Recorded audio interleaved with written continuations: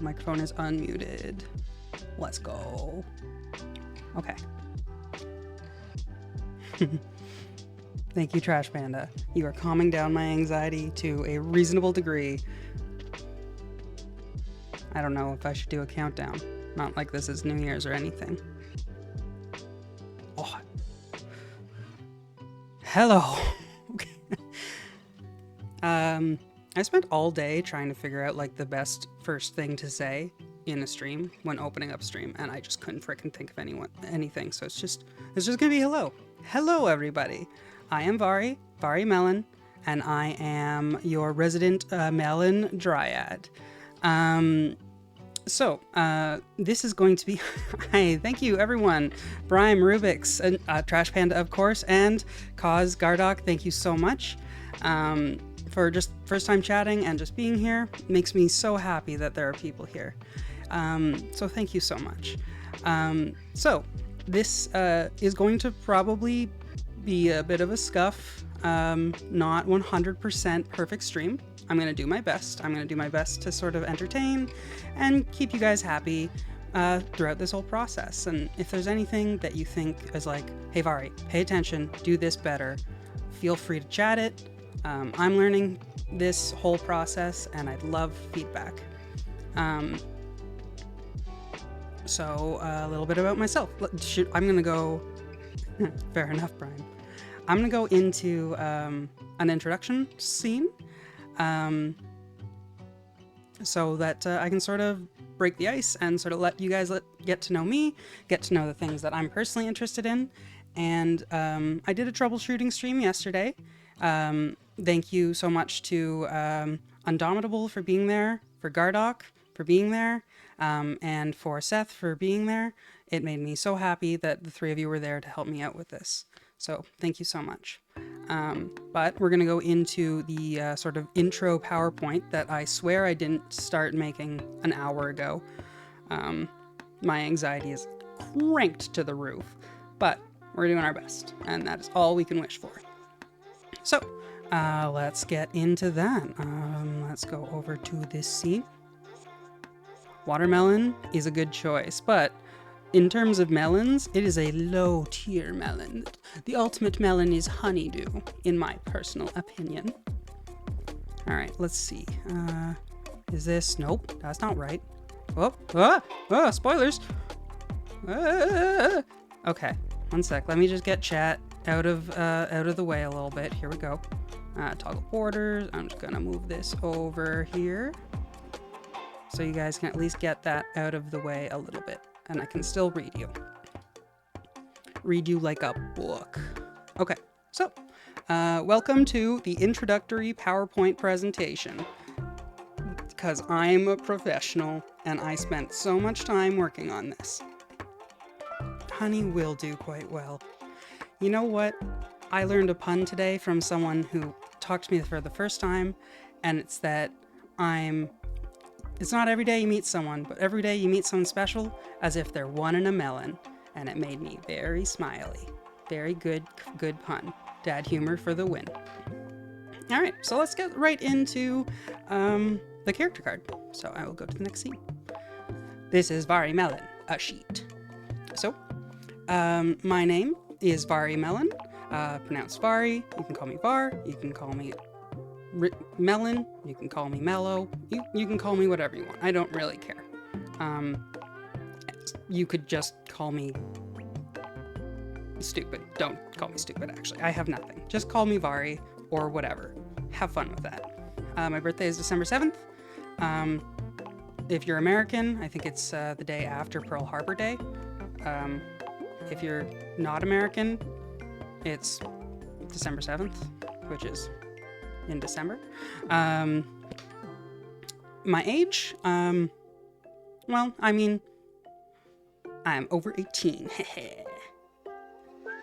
You can't see this, but I'm winking. My model's probably not tracking it very well.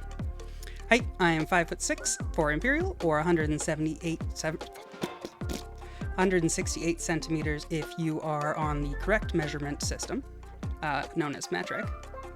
My eye color is honeydew, which also coincides with my favorite fruit, the prime melon, the honeydew fruit, and no, it is not cannibalism.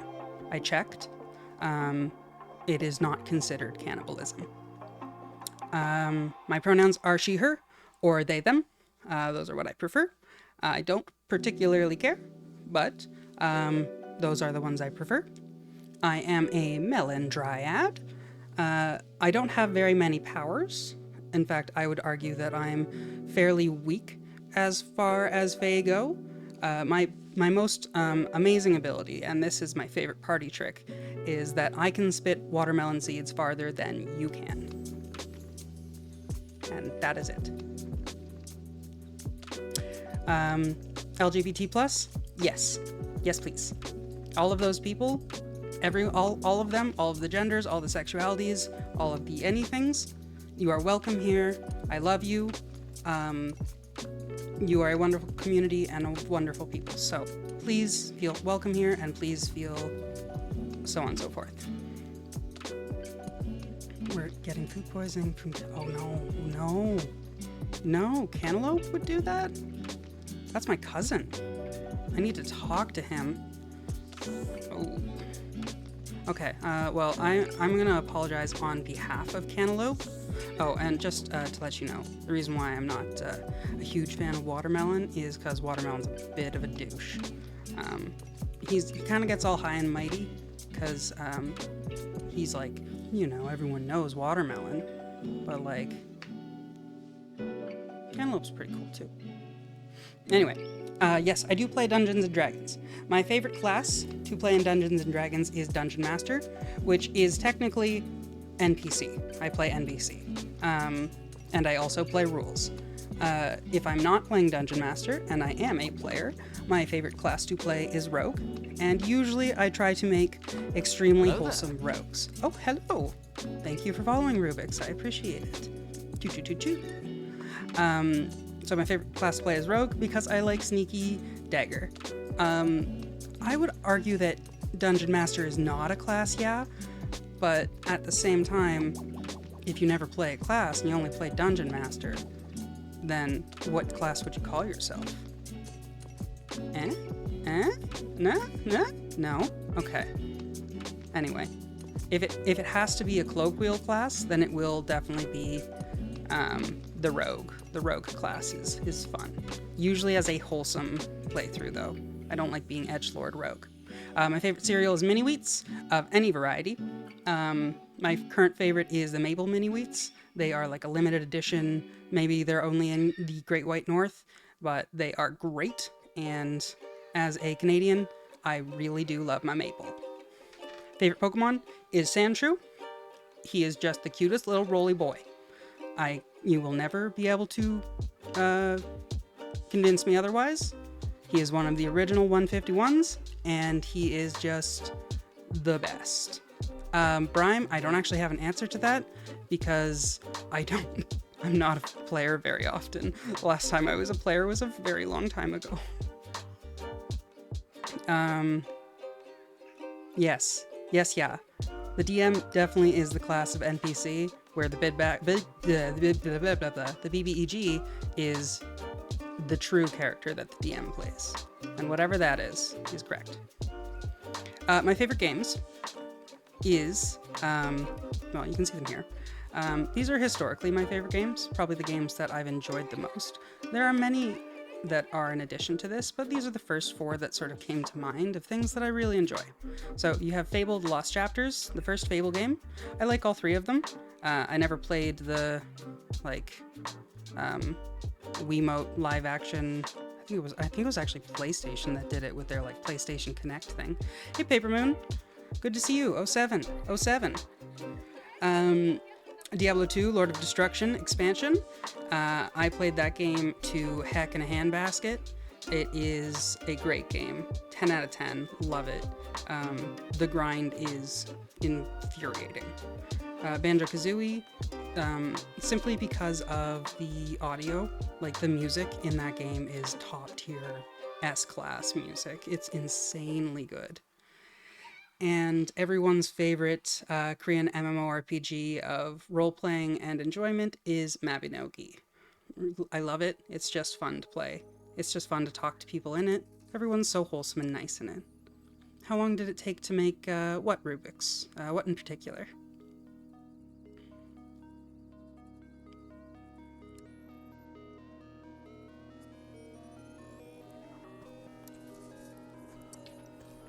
The slideshow. I started the slideshow 3 hours ago. And it took me not 3 hours. It took me slightly less than 3 hours. But I was like, my heart was going ka-thunk, a thump, a thump, a thump, a thump the entire time. Because it was like huge crunch time to get it like go get it ready for actually like being like at least passable as a slideshow. It took me about 2.5 hours, I'd say. And I started 3 hours ago. So procrastination is key for getting good work out, it would seem. What have I gone through? I've gone through favorite games, Pokemon, cereals, D&D class, fruit, and some general info about myself. My PC, you can see the specs there. Not everyone is a huge fan of PC specs, but I figured I'd throw them up there. I'm running an RTX 4060 Ti, i7 12700K. My Movo is a B760i Gaming from ROG Strix, and I have 64 gigs of DDR5 5200 RAM memory, whatever you'd like to use. Not that important. The game I played too much is League of Legends. I will play Shaco at this point, and that's it. I stopped playing because I never got Shaco in ARAM.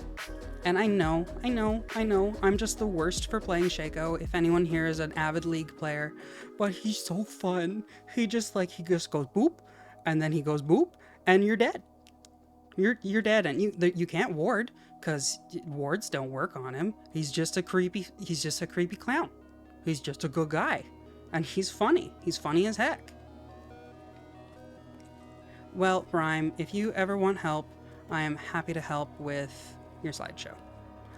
My Discord is in my socials, which is, I think, in my channel somewhere. If it's not... oh, actually, here. I do enjoy that Kesha is playing. What are my socials? How can I do this? I'm just going to open up a notepad. Okay, can you see this notepad?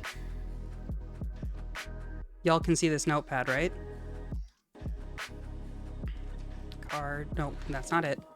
https://farimelon .card.co. Okay. Whoop. I told you there was going to be scuff. Notepads are hard. Okay, I'm gonna leave this here. This is it lives here now. This is where it lives. You can get all of my socials there, including a link to my Discord.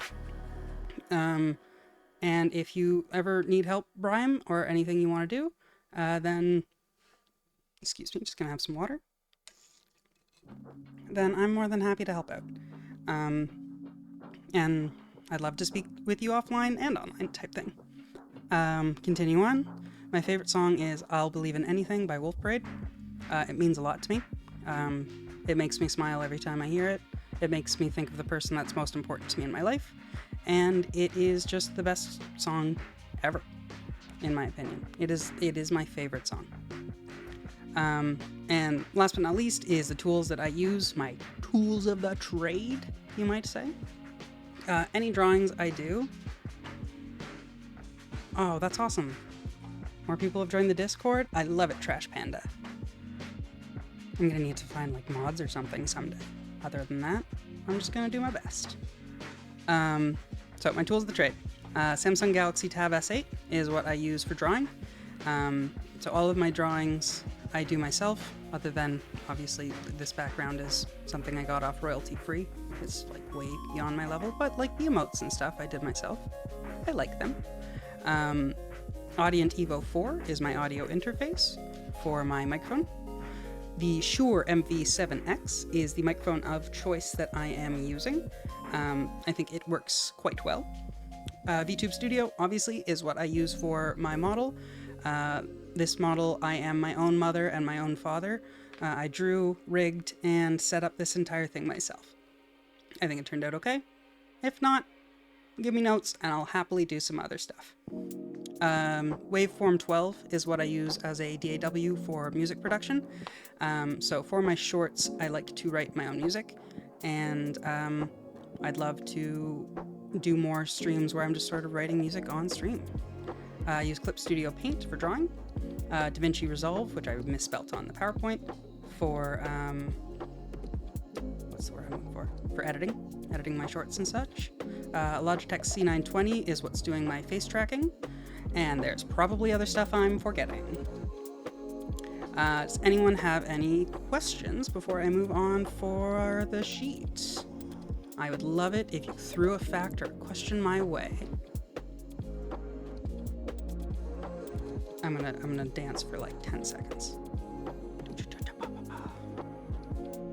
Okay, I'm just gonna move on then. What's my opinion on anime? I love anime. How do you mean? On a certain anime or on like anime in general? Oh, I probably should have put like my favorite anime on here. That would have been a good thing to put on the card. My favorite anime is Clannad After Story, because I will sob every time I watch it, and it just makes my heart melt. But anime in general, I love it. I love it so much. But I would have to say that in terms of my favorite is definitely Clannad. After Story specifically. Not that I don't like the first Clannad. I love it. It's a great story and it's very funny. But After Story, just like with Ushio, oh my goodness. My heart just breaks every time, and then it's like healed and put back together with the floating lights, and just, oh, it's such a good anime. And for movies, it's Princess Mononoke. I can't get over Princess Mononoke. It's been my favorite since I was a little kid, and I will watch it to death. All right, I'm going to move on. I think that was a great question. Thank you, Rubik's. All right, likes, dislikes, and goals. I don't know if that picked up my snaps. Snap. All right, likes, music, video games, Oxford commas, quiet and relaxing spaces, books, collecting new hobbies, and making friends.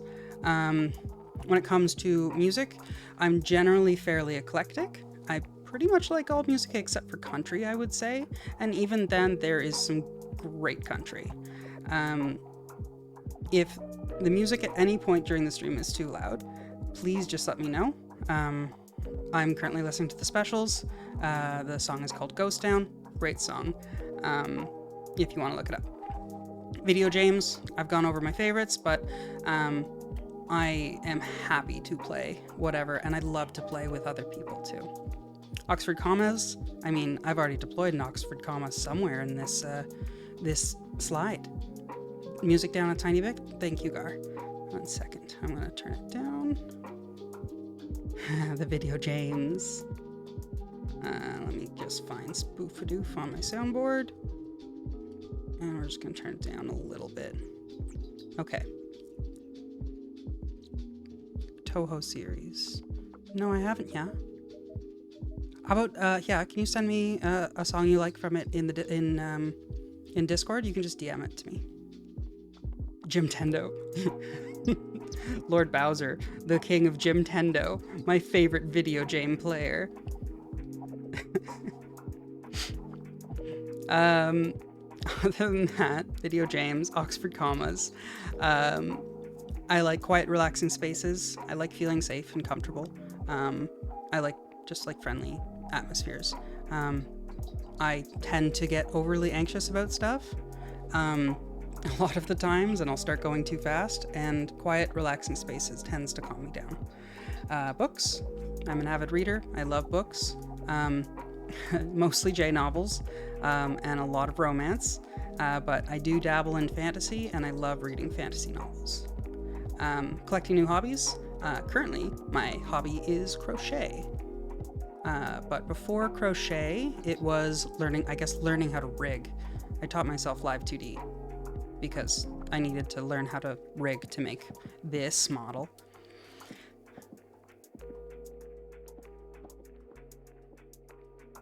Yeah, I think that I think I have you on Discord, right? We were speaking earlier. If that's the case, and I'm thinking that you're the same person, then do you want to just like send me a link to a YouTube video on Discord?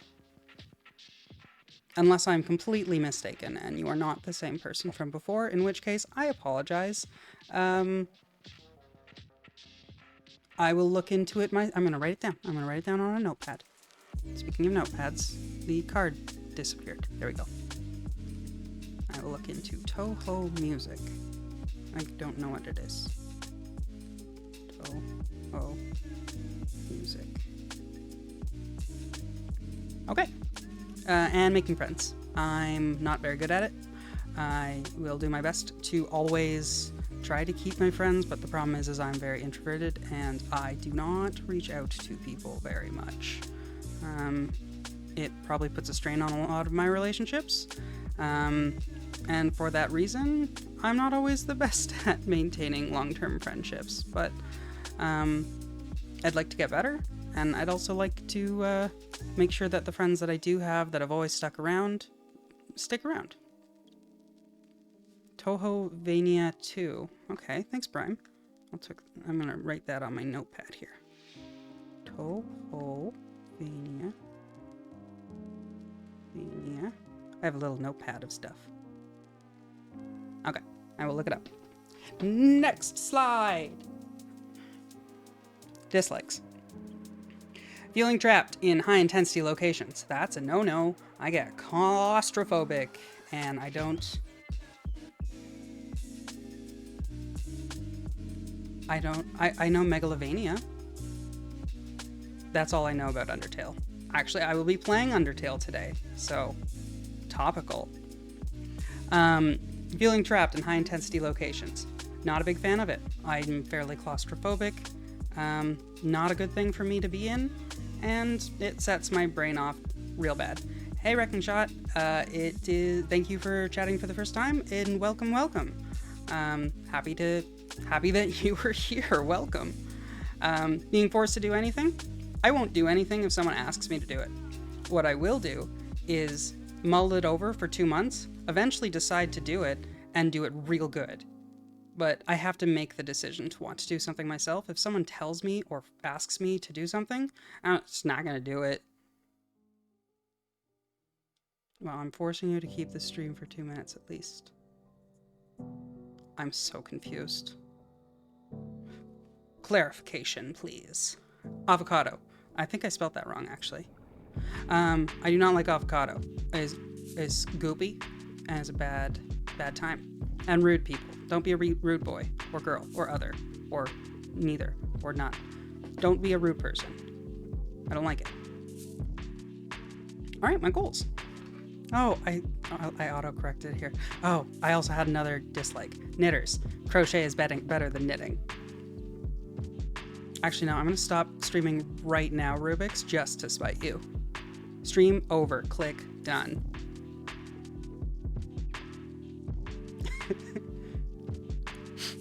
Okay, Tohovania is Castlevania and Toho, but super high production value. Famous voice actors. No. Gar, knitting is bad. Crochet is better. Okay, here are my goals. My goals are that I'd like to make or join a community that centers around love and acceptance. I'd love to just sort of be around people that are just wholesome, good people. And if you feel at all inclined to join that community and be a part of that, then that would be freaking awesome. I have a goal of going full-time for stream someday. It's unobtainable right now, of course, because this is my first stream, but someday I'll get there and it will be so much fun, and I'm so excited for it. And I'm going to grow at my own pace, and I'm probably going to grow real slowly, so have fun on the roller coaster of emotions that it may be. I intend to eat a lot more food. That is my goal. I want to eat lots of food. As a melon dryad who grew up in the forest and only ate fruits and berries, there are many different types of foods that I'd love to try. And yes, oh, that's right. I totally didn't put this in the about thing, but the name of you are all sprouts, and you are all in the fruit bowl. welcome to the fruit bowl. More melon. Okay, we've discussed Rubik's. It's not cannibalism. It's totally okay for me to eat other melons, okay? Get over it. Seriously, get over it. And my last goal is to be able to fill a full team in League of Legends, which means that I'd like to make, I think, 3. Probably, yes, 3. I'd like to make 3 more friends that are just good friends. Because I currently have one person that I love playing League of Legends with, but that's it. That's all of it. Alright, I'm gonna move on. Alright, the next portion, sorry, I'm sitting up in my chair. I'm just gonna do a quick switch over to chatting. And I'm just gonna open up VTube Studio to just do a quick just make sure that I'm not staring down constantly. I have to recalibrate, okay. I've recalibrated. Yeah, welcome back. Okay, I'm gonna switch to, where am I? I'm gonna switch to this back here. And all right, it is time for a snack. So, I have a question for the chat. I have 3 options here of candy bars that I've never had before in my life. And I'm only gonna have a bite of one just to try it. But you have 3 options here, a Butterfinger, Charleston Chew, and Big Turk. And I've never had any of them. So, for my goal of trying to eat new foods, which you can help me achieve now, choose one of these bars. C. Okay, that's Big Turk. So we've got 1 for C. 1 for C. Are we going with 1 for C? C, always C. Okay, we're going with C. C, only C. I don't know how to make a poll. Okay, that's 2 for C. I don't know how to make a poll, so we're going to have to go on with this. I like doing an auctionator. C. We got 3 for C. C for C. A is Butterfinger. B is Charleston Chew. C is Big Turk. Do we have anything for Big Turk? Do we have anything for Charleston Chew? No, we're going to go with C. We're going to go with C, Big Turk. And okay, A, 1 for Butterfinger. 1 for Butterfinger. So we've got A, 1 for Butterfinger. 2, 3, 4, Big Turk. Okay, we're going to close the bets, close the bets, and we are settling on Big Turk. Okay. Well, you guys decided really quickly without a poll. I'm proud of you. Okay, so you can hear the bar I got here. Sold. Sold, Trash Panda, to Big Turk. Now, I've never had one of these. I've never had any of these chocolate bars, so we're gonna find out. This is gonna be a new experience. I don't really like that it's like segmented like that. I didn't expect that. Oh, what the heck? It's like floppy. Okay, here we go. I hope I'm not allergic to anything in this. That would be bad. Okay, let's try it. Okay. No, it's not solid. Oh my god, it's like, there's like a joob inside of chocolate. Who puts a joob inside of chocolate? Oh, this is a bad experience.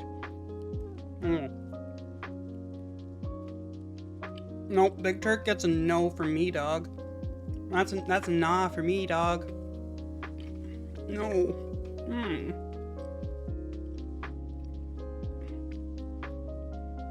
Oh no. Well, let's see what's the best before on it. The printing on it is faded. Okay, best before is. Oh my god, this is just a lot to chew through. Oh my god. Best before, it's either May or March 2024. MA, is that May or March? Hopefully it's March. Wait, no. Hopefully it's May. Wait. Yes, hopefully it's May. Okay.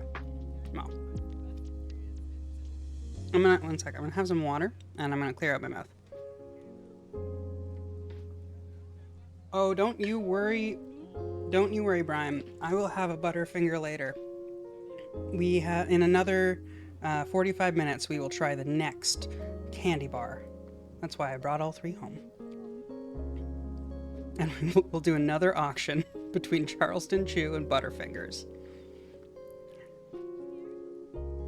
You know what? You say that, but I'll just go like eat a coffee bean or something. So there. What are you gonna do about it? You can't control my taste buds. My taste buds are my own. Okay. So what are we switching to? All right. Let's go back to chatting. PowerPoint over. We did it. Everyone's been successful about the PowerPoint. Are we all happy about how that ended up going? Yippee! Awesome. I like it. That is it for introduction, which was exactly 30 minutes, which I intended to be 30 minutes. I didn't expect 5 slides to turn into 30 minutes, but we're here, we did it, and I'm very proud of all of us. So thank you for being here and, being in this moment. This is just a great moment. Everyone's really happy about this moment. What we are doing now, though, is we're going to take a bit of a break. I don't have a be right back scene, so I'm just going to, I don't know. I'm just going to leave you on Butterfingers, I guess. I'm going to go take a quick drink of water and clear a big turk out of my mouth. And then we are going to play a first ever time run through of Undertale. I've never opened the game. I've never, played the game.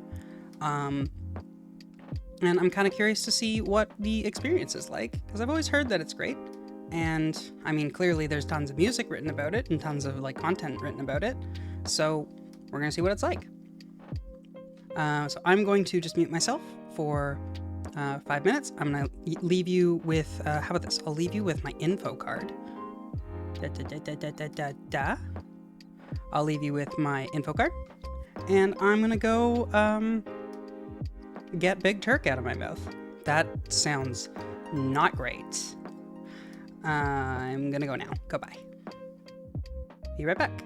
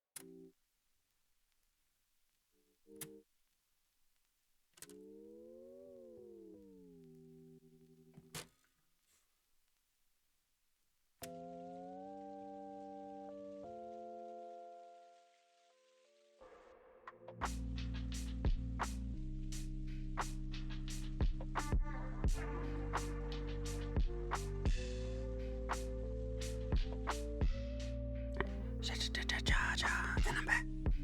I've done it. I've returned. Alrighty, let's go back to chatting. So one sec, I've always wanted to do this on a microphone. Yeah, grip it and rip it. Pound one for the big dogs.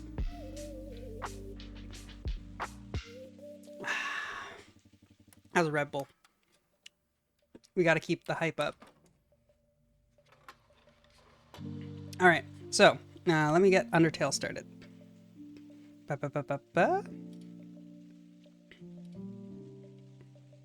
Hopefully this doesn't, blast my ears with... Oh my god, this screen is so tiny! Why is it so small? Here. Oh, okay, one sec. Oh, okay, what are we doing? Oh, it's already... What?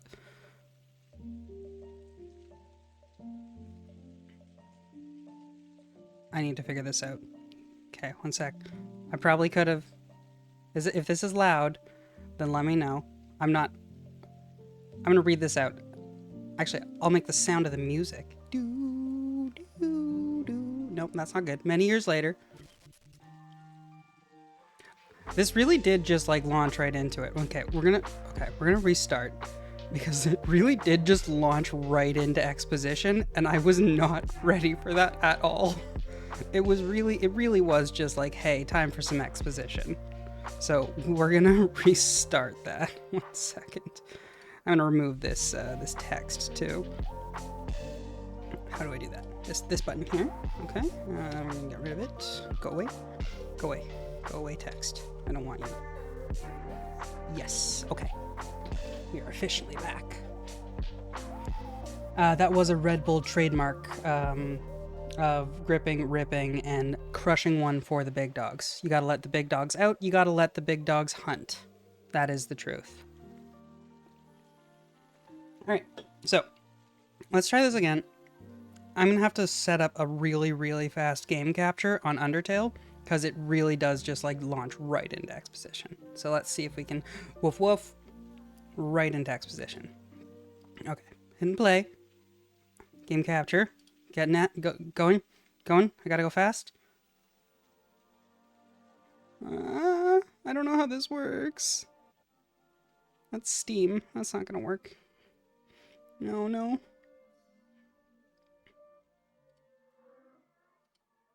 I really don't be doing this very good. Professional streamer fail. Professional streamer, I just started today. Okay, capture specific window, Undertale.exe. We do be capturing, and it's probably very loud. If it's very loud, let me know. It's very loud for me.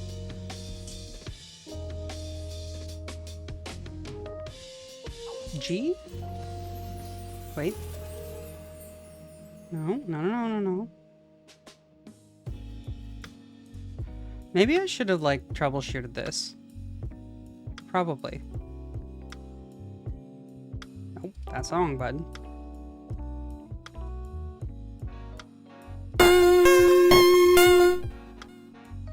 Okay, I'm sorry for blasting everyone just now. Do we have audio now? Are we good?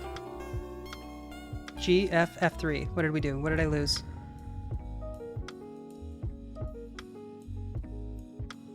Press 2 or enter. You can press enter.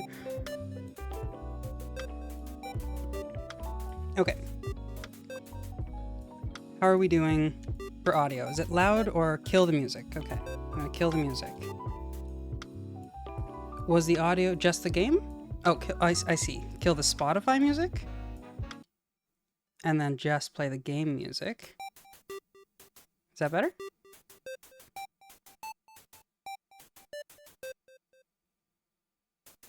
Yeah, all right, cool. Let's do it. Okay, so transform. Let's make this fit to screen. Is bigger now. Awesome. Let's move the game capture down so it's not covering me, so I'm not hiding like a ninja. Radical Larry. Hello, I got it in the end. Radical Larry, welcome. Thank you for the first time chat. Welcome to the stream. It's very exciting to see you here. Okay. So, I'm going to turn my headphones down. This is a very loud game. Okay, so I'm just going to confirm that we're all looking good, right? Everything looks fine? Yeah.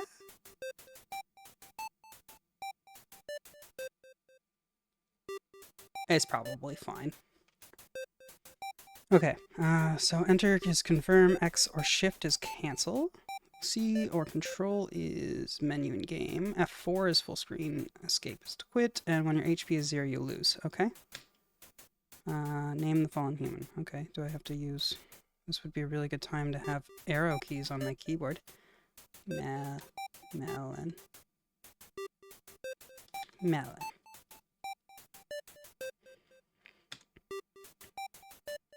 Alright, thanks Trash Panda. And thank you Paper Moon. Rubik's, I want you to sit and laugh. I think that is the best thing you can do. Library of Ruina.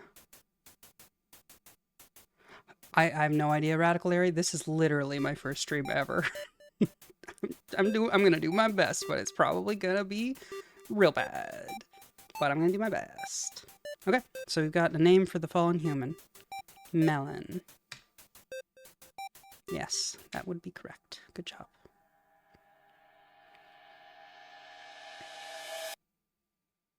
Hopefully that exposition at the beginning wasn't important. Was it important? Oh, okay. Arrow keys to move. This would also be a good time to have arrow keys on my keyboard. Darn you, tiny, tiny little keyboard. Okay. Okay. Am I just is this entire game with arrow keys? What's up, big ominous door? Oh.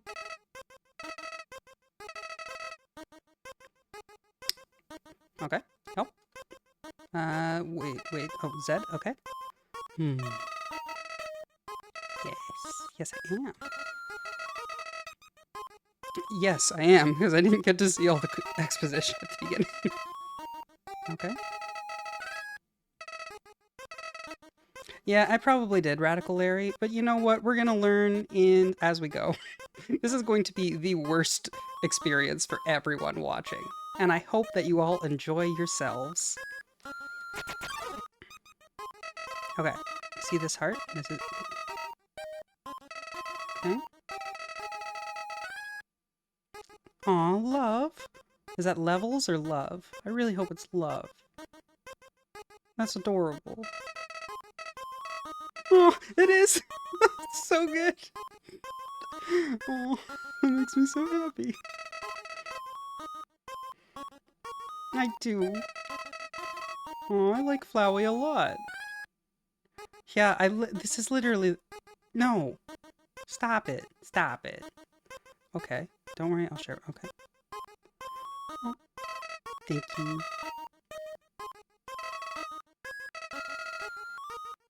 Oh, I can use the arrow keys to move, my love. Heart. Soul. Yes. Oh, I gotta get them all. Oh, what? Oh. Oh, no. Oh, go to the bottom. I don't like it. No. Is everyone like this in this game? Is everyone a jerk? I don't want to.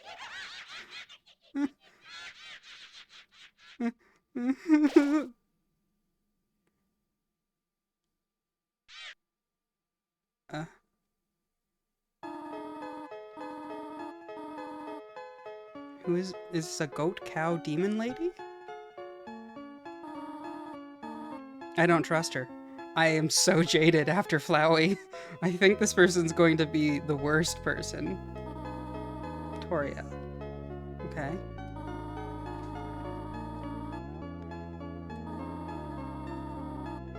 Okay. Okay. Aww. She's not gonna lead me to, like, my death, is she? Do not question why she has horns. Why does she have horns?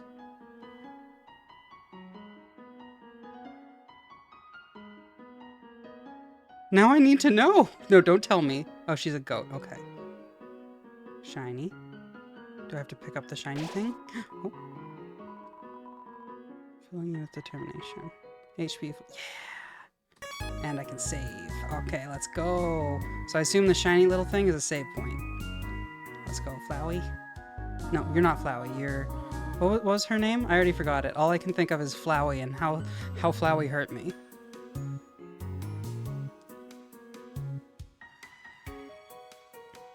Yeah, no spoilers. This is literally the first time I've ever played this game. Okay. Okay, thank you, Radical Larry. Allow me to educate you in the operations of the ruins, okay? Also, if anyone is, if anyone's finding this to be too loud or anything along those lines, just let me know. Also, if there's any issues with audio or if my model just like all of a sudden starts looking down constantly, also let me know, because that's probably going to happen at some point. Okay, let's get back to it. Goat mommy. Let's see. Audio mixing is great, even considered it's your first stream. Thank you, Radical Larry. I appreciate it.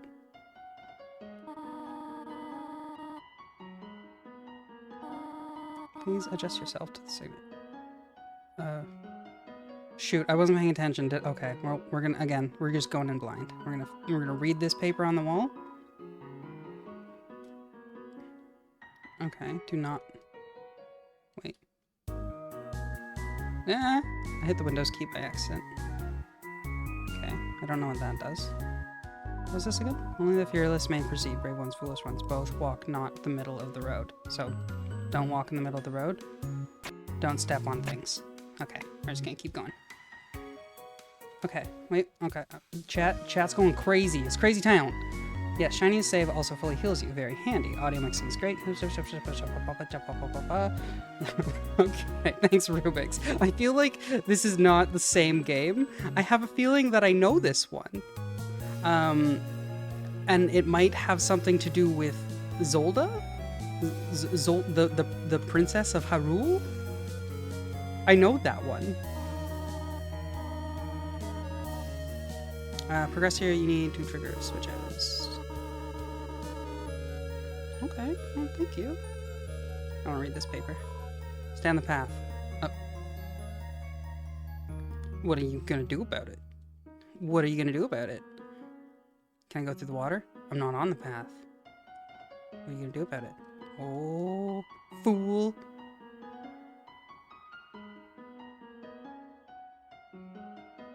Okay, oh, I see. Oh, she just drew pictures. What does this do? Oh, I got in trouble. Oh. Instant death lever. I probably should have checked before just going for it, but it was more fun that way. Okay, monsters may attack you. You will move to dodge.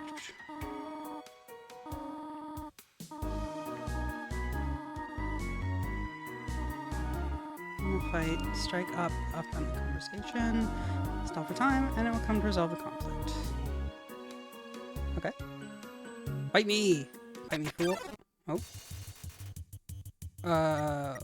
Okay. Fight. Fight!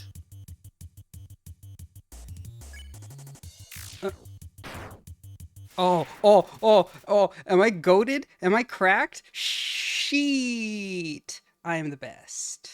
Get one shot, you scrub. I'm the best at this game. I'm going to retire. Now, one hit KO. It's super effective. I beat up that dummy. Is everyone proud of me? I'm proud of me.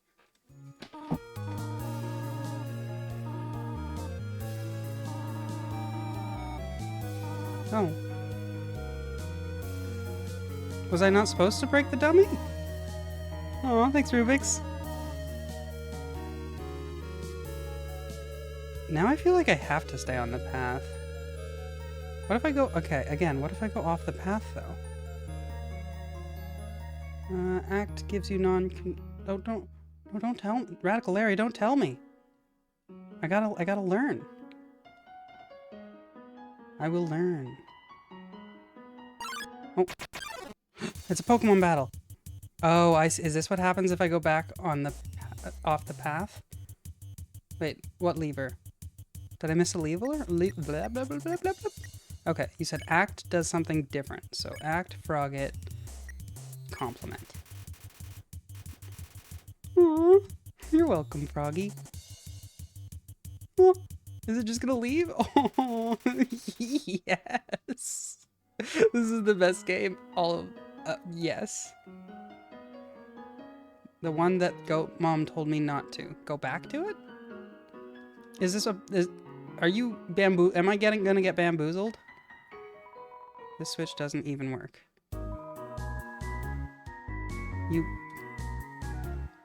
I got bamboozled.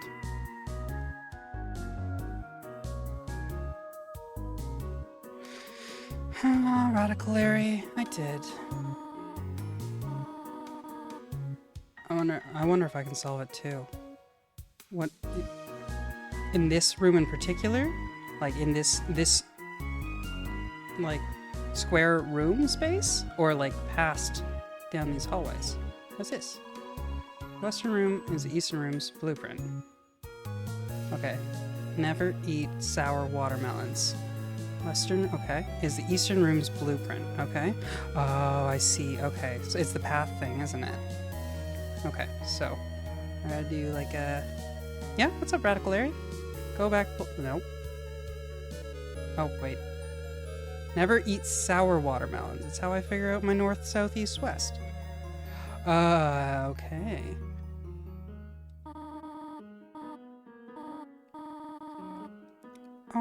Oh, is she gonna help? Well, you didn't even let me figure it out on my own. Maybe I wanted to figure it out on my own. Ah, I see.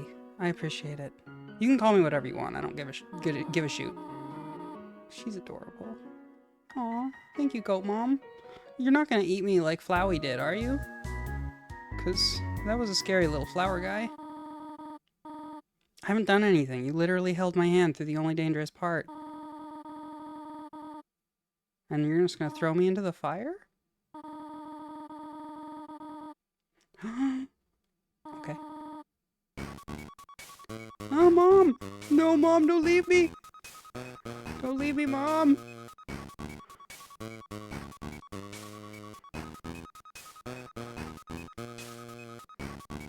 Mom! Oh no, I don't like this! Why is the music so intense? Why is this music so intense? Okay, wait, if I go off the path right now, am I gonna explode?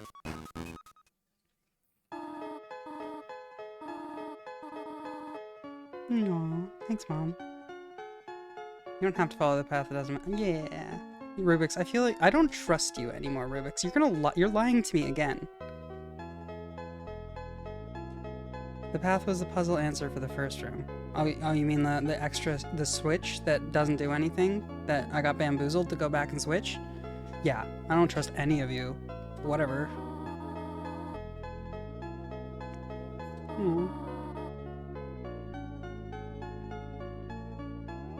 You can get attacked on the path.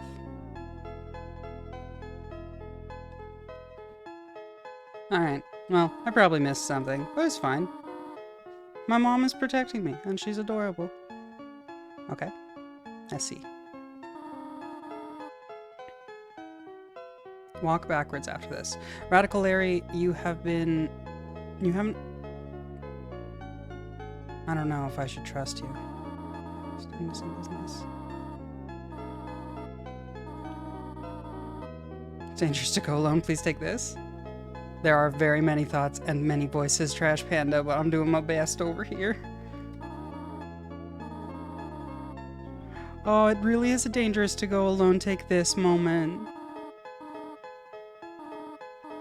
Oh, I will. Thanks, Mom. Goodbye, Goat Mom. How do I call you? Can I call you immediately? I'm gonna call her Mom.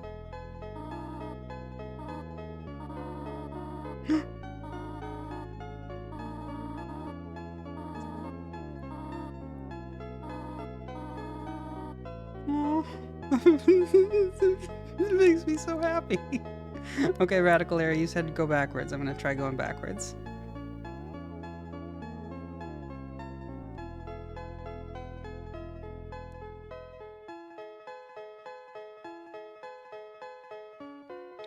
I feel like I've been bamboozled again. I feel like this is going to accomplish nothing. Is this going to accomplish nothing? Oh, what was that?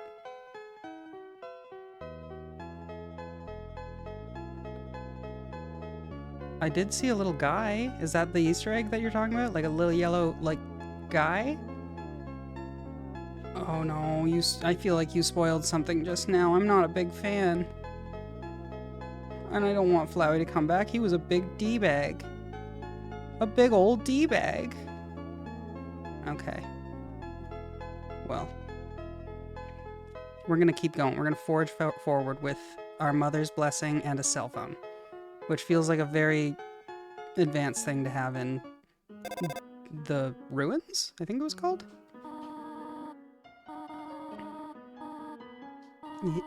Oh, I wasn't supposed to leave, was I? Oh, oops. Oh, actually, I'm gonna move chat closer to the Undertale scene. 1 second. How am I gonna do that? I do this button, toggle borders, and then I can move it closer to myself. This music is amazing. And there we go. Now I don't have to look over as far to read the chat. enterprising. Okay, there's a guy here. Seems like a nice little fellow. Hello, nice fellow. Oh, hello? Where? Ah. What? Oh, I was hitting A. Oops. Not great. Apparently A mutes the game. So, new pro tip, speedrun strat. If you hit A, it mutes the game. Check this out. You all jealous of my cool speedrun strats I found? Is this annoying you? It's annoying me. Okay. F4 is full screen if you are playing windowed. I am playing windowed, but I'm not going to go full screen because, I don't know. That feels like way too much work, and also I didn't set up the stream for that. Oh, it didn't mute it for us? So I'm literally over here being a total idiot? Thanks, Rubik's. Okay.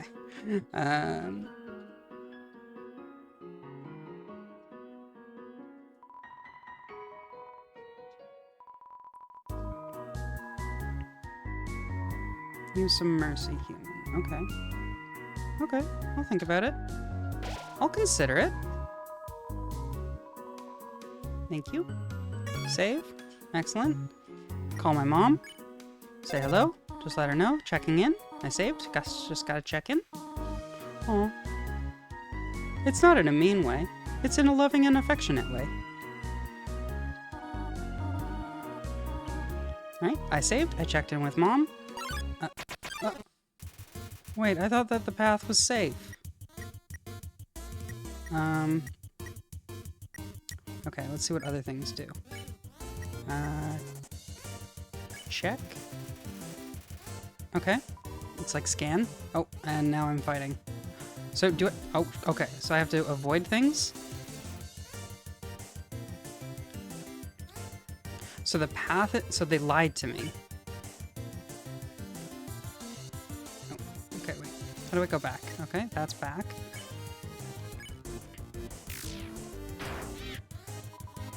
Okay, so I assume it's just like go into the middle and don't get hit by flies. Oh, okay. I jumped the gun a little bit.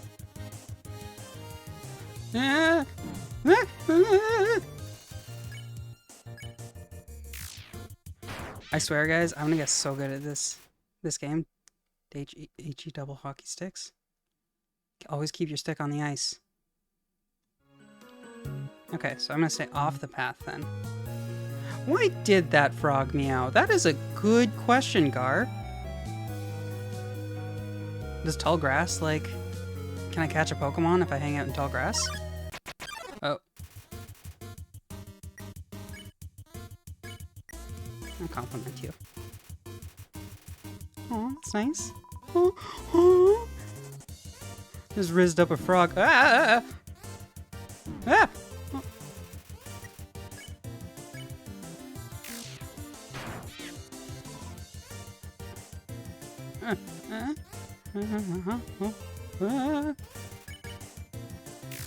Yeah.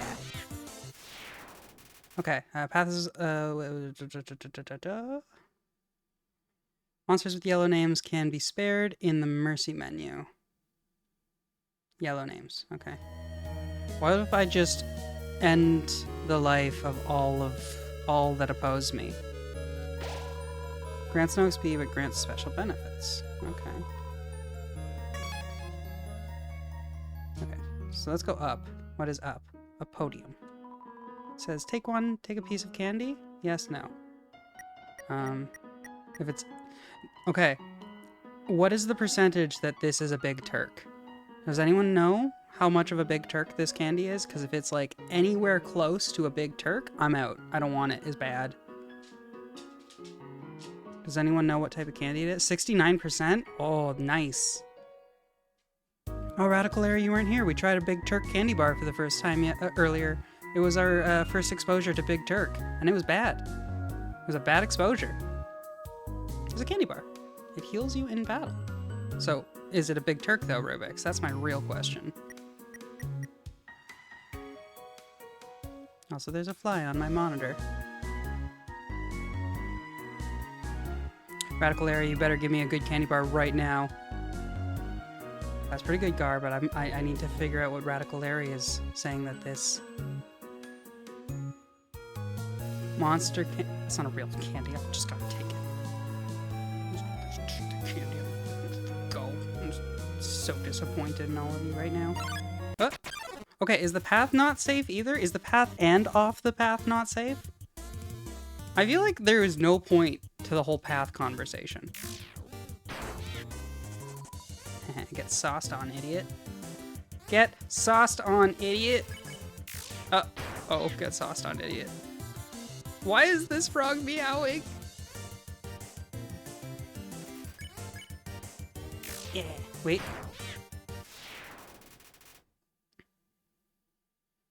Okay, someone up. Yeah. Tactician. Oh, come on, Trash Panda. You got yourself a cryptic statement? Come at us. Wrecking, are you shaming me right now? Are you Undertale shaming me? This is the first time I played through. Don't harsh my vibes. Don't wreck my mellow. Okay, we're gonna go this path. There are windows. You can't go through the windows. Okay. Well, that happened. Frick. Oh, this is different. Approached meekly. I'll console it. Oh, poor baby. Oh. Okay.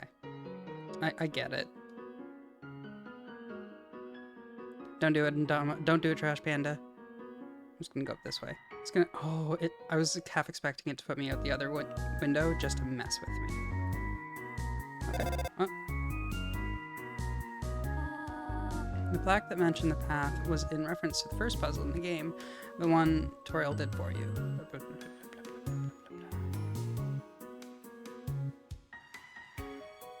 Okay. Thank you for the clarification, but if you didn't clarify that, I would have spent this entire time not knowing and thinking that the path is safe, which I think would have been infinitely more entertaining, at least to me. But, you know, to each their own. Take that, Radical Area. You big jerk.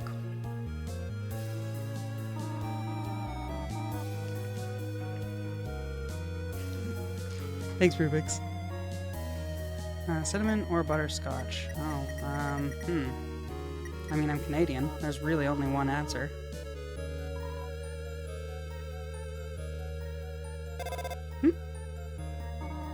Oh, she misses me.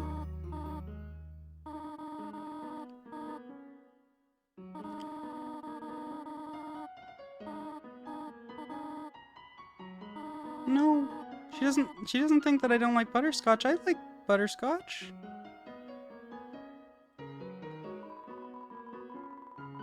Three out of the 4 gray rocks recommend you push them. What is this, like a... Can I talk to this rock? Oh. Alright, we're gonna beat this fool up. Take that! Oh, one shot! Wait. I killed that thing and now I feel more loved? That feels twisted.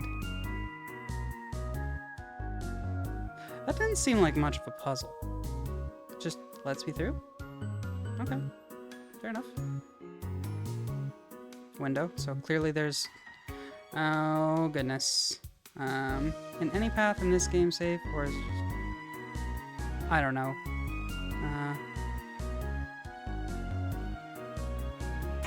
Oh, frick. Okay, I get it. Okay. Ziggy, ziggy, ziggy, ziggy, ziggy. Ziggy zags. Oh! If you want, you can grind for experience by holding the up-down buttons against the northernmost wall in any given room. Okay, so... I have a feeling, like any game, I'm gonna end up being super underleveled in this one. But... Actually, does the level system, is it important in this game? Like, can I be level 1 and still beat the big bad evil guy at the end? I hope so. It's like Final Fantasy VIII. Take that, little tiny mayfly.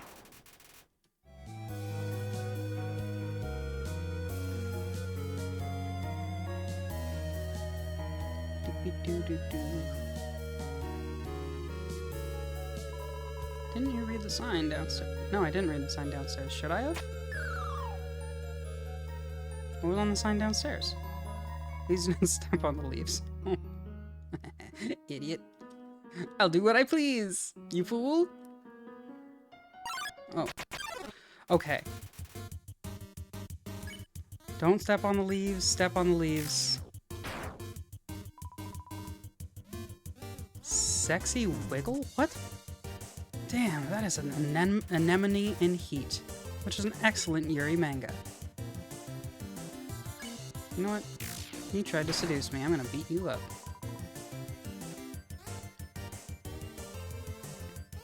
No. Wiggle your hips. Get sauced on, you fool.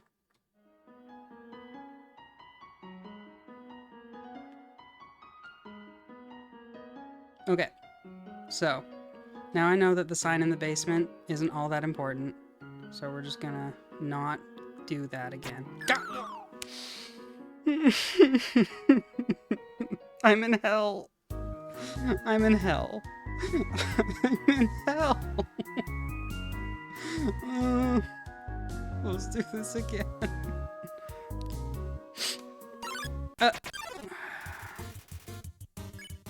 No, I don't want to fight you. I want to... I'm gonna try to scare you. Oh?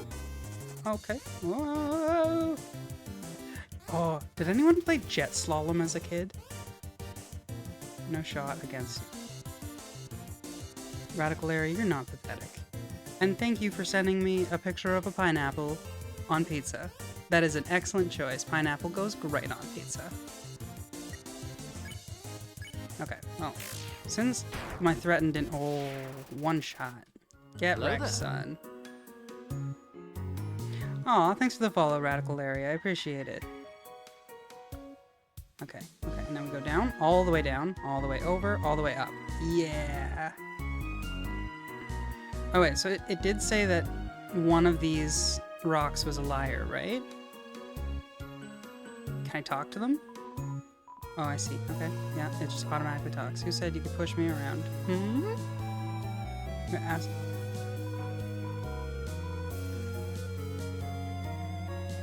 Okay.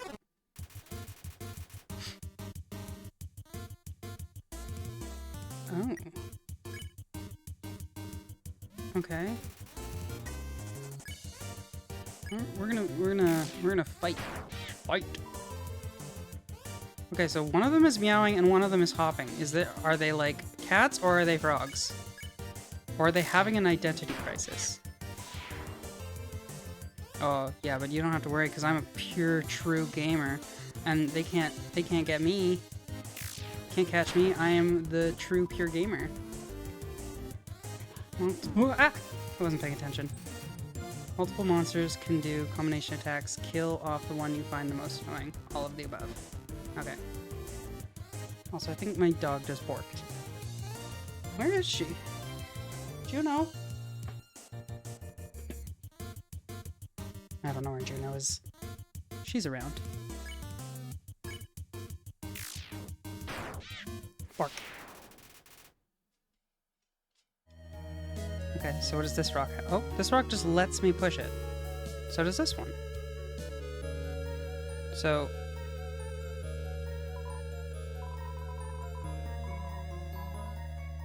is this gonna... what is... no. Thank you for moving, mister. Yeah, it was. Thanks, mister. Oh. Oh no, go back. Go back. Yeah, stay there. Okay, that's good. You're not gonna move again, are you? Don't do it. You gonna stay? I gotta go. What did I do? What did I do? Where are my elders? Oh, save point. Ooh, there's a thing here. What's this? Oh, there's a little mouse in there?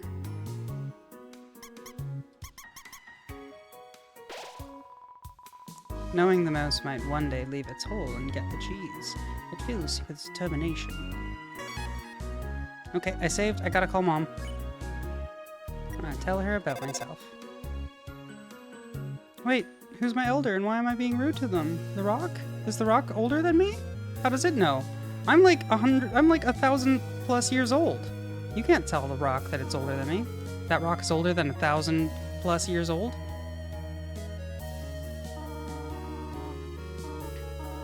Oh, okay. Well, then I feel bad. You are just a silly little lady.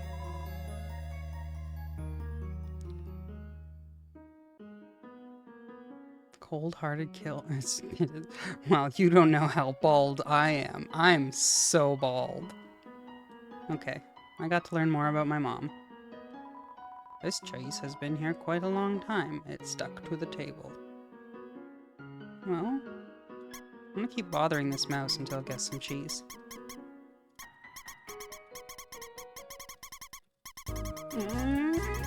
My APM is off the charts! It's not gonna do anything. We're going on. Choice. If I go back, is it gonna be there? No, okay. I can't pick it up. It's stuck to the table.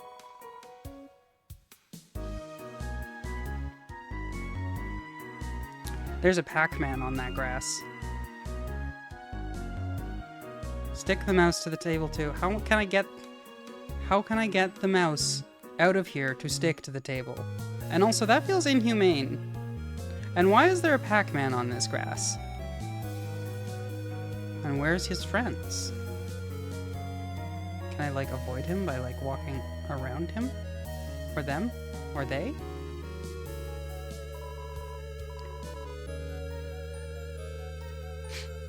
Oh, I'm sleepy. Do I have to give him the ghost cheese too? Z. No, I don't want to do that. That seems rude. Are they gone yet? This ghost keeps saying. No, I don't want. This seems rude. I'm gonna have some water.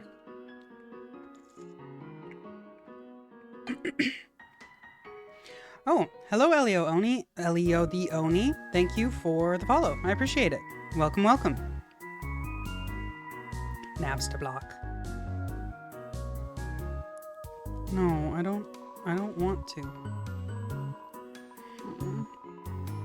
He probably, if he's still a ghost, he probably has unresolved issues in his previous life. And for that reason, probably doesn't want confrontation. Okay, well, I'm just gonna find him.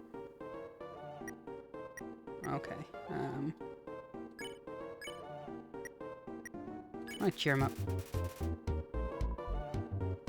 Eh? Oh, he's crying! Oh, he definitely had a hard time in school. Oh no. Can I cheer him up? Oh. Wait, did the box just get bigger? Really not feeling up to it right now. Sorry. What do you mean? Okay. Let's try it again. Wants to show you something. Okay.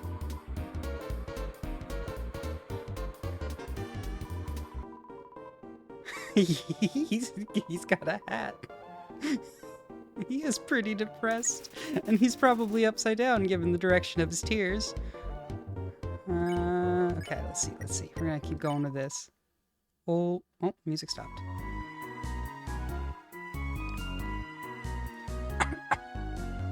Cough, cough.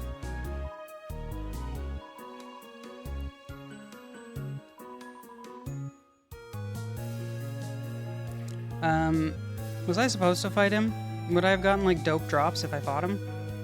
Or is this fine? I don't trust that frog. That frog's got a shifty face. He don't. I guess that's true. He's already dead. He's a ghost. Spider bake sale. All proceeds go to real spiders. Okay. Well, I don't have any money. Oh, leave 7 gold in the web. I have 21 gold. Okay, here you go. That's only 1/3 of my gold. Wait, I got a donut? Yeah, donut. Okay, cool. What does the big spider give me?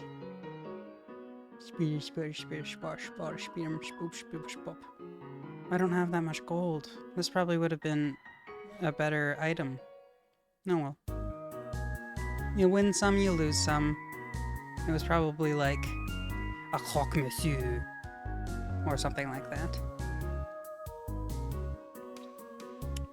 Why? Are donuts OP? Can you throw them at like donut holes to create one full donut? Ba, ba, ba, ba, ba, ba. Whenever I talk, I skip through my words by pressing X. Can I do that? Oh, cool.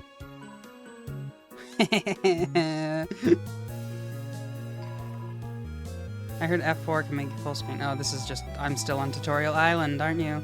Yeah, I do mean Timbit, because... Actually, you know what? Tim Hortons has kind of gone downhill a little bit, so we're gonna go with donut holes. They have pizza at Tim Hortons now. A whole donut without hole of a donut is a donut hole donut. Do not mix it up. Okay, that was bad. I'm gonna move on. I've never had it, Rubik's. Is it good? No, you just literally said it's bad. You told me not to call myself an idiot. I am a silly person. And I've got the hiccups. Give me a second. That was a cough. Fooled you. Surely you know by now. Monsters with a yellow name and you... Okay. See, you told me that earlier, but I would have figured it out eventually. What do you think of that? Very, it's helpful bad. Well, why can't I choose very or it's? Very, it's helpful bad.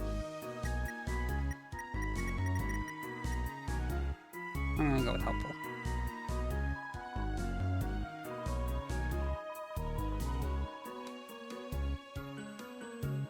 Anything and everything in the conceivable universe is sprinkled on said bagel. It's a party bagel. And everything bagel is just a bagel that is having a party. Actually, donuts are just party bagels. Donuts are party bagels. I'm currently giving everyone finger guns. That is how serious I am about this. That is all I have to say. Oh, is this Mom again? Hello, Mom.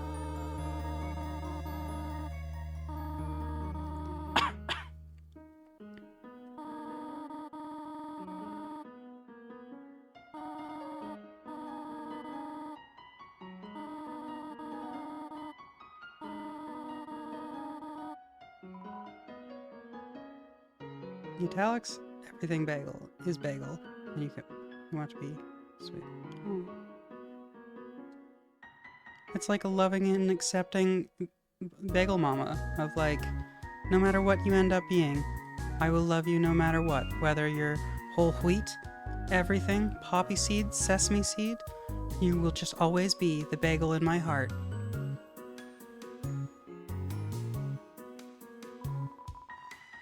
Oh, Rubik's, no! Goodbye. I hope you have a wonderful evening. There's just one switch.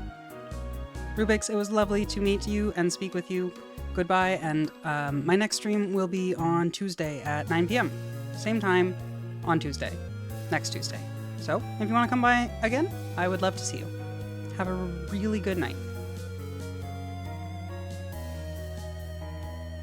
Alrighty, shall we continue? Okay, so there's obviously... I'm gonna fall at some point, so let's... But only one...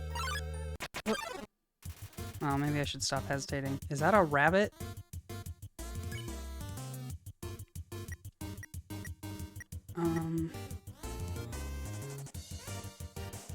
Aw, thank you, car. You can get some neat swag in this. Radical Larry, stop telling me pro tips. Stop it. Just stop. Also, actually, please give me the. Oh, shoot. I need to have my hand on the keyboard. Okay. Radical Larry. This is a pro tip that I need. If I'm fighting, is it more important to get in between the green or on the green? Oh, cha-cha. Oh, I just literally walked into it.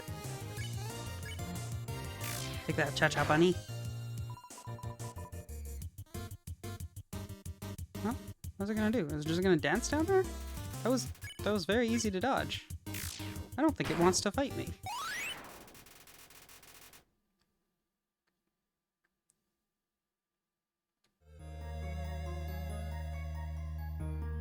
No, don't double check. We're gonna find out the hard way by experimenting. I'm just gonna go down this hole now. Okay, so it said that there is only one switch, so it's either lying to me, or this is the only switch. Actually, I can see all rooms. Oh, there's like a turnip over there, and something at the bottom? Okay, before we flip this switch, let's find out what that turnip is, and what this thing on the bottom is. Oh, it's the ghost guy again. Oh no.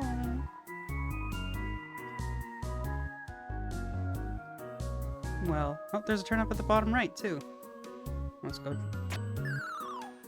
Swag stat Stabluk. Is that the guy's name? Oh, frick. Oh. Mike Wazowski. Oh no, Mike Wazowski. Oh, ah. I always forget that I have to dodge these things. Okay. Did you file your paperwork, Mike Wazowski?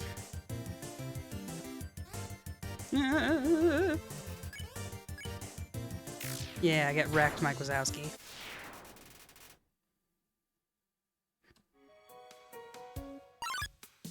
Ah! There's no such thing as vegetable. Prove me wrong.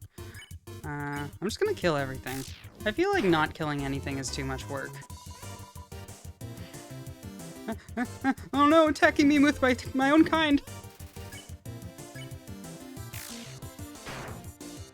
What just dawned on you, Gar? I can't get hit by a pineapple.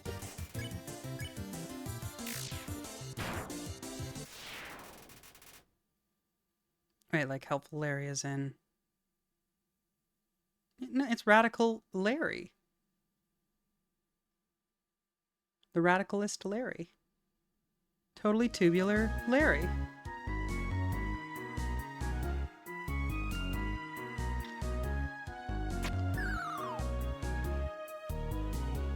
I'm gonna not go hang out with that other guy.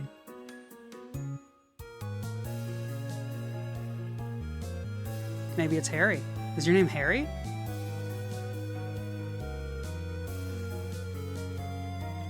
Radical Starry.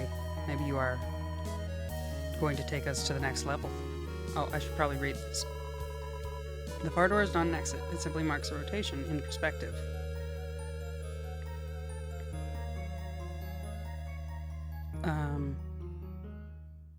Okay, fair enough. No. It's not my favorite color. Yes, it is my favorite color. I'm an idiot. Radical Mary? Okay. No, I'm not gonna switch the green one, nor the red one, because red is this color for silly people. We're gonna go with blue first. Because blue means go. Uh-oh. Red means go? Green means go. Do any of these things do anything?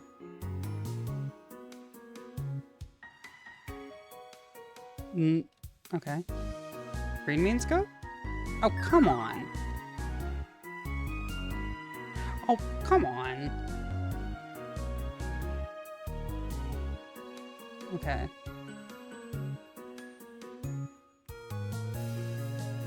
like secret lab the chairs? Read this sign. Okay, I will read this sign. If you can read this, press the blue switch. Oh. Radical Larry, stop being so helpful. You're being too helpful. I would have gotten there eventually. Also, we will only be playing... Actually, I will ask you, Radical Larry, as you are clearly someone who's played this game before, let me know when the next good stopping point is, because we're going to switch to just a bit of chatting, and then we are going to, at 11 p.m. Eastern Daylight Time, which is the time zone I am currently in, we are going to switch to another activity. So, if there is a good stopping point, Radical Larry, in the next, let's say 10 to 20 minutes, let me know, okay? Okay, read the first plaque again. The far door is not an exit. It simply marks rotation and perspective.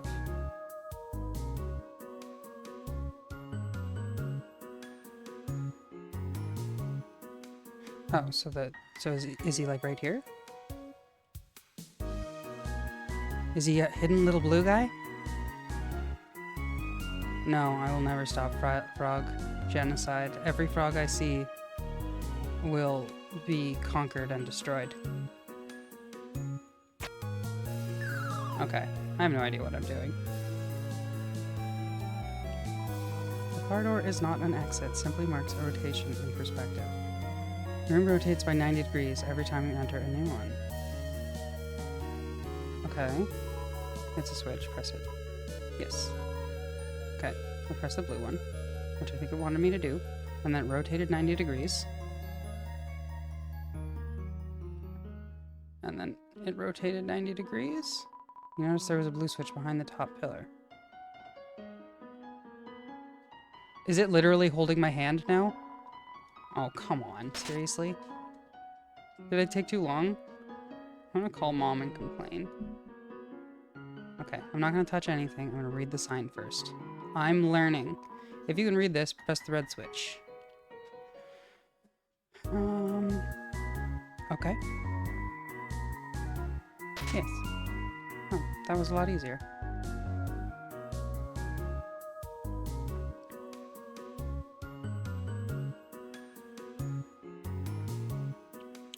Oh, why are you sorry? Don't be sorry. Be happy. If you can read this, press the green switch. Okay, I assume it's probably behind a... Oh, frick! Oh, wait.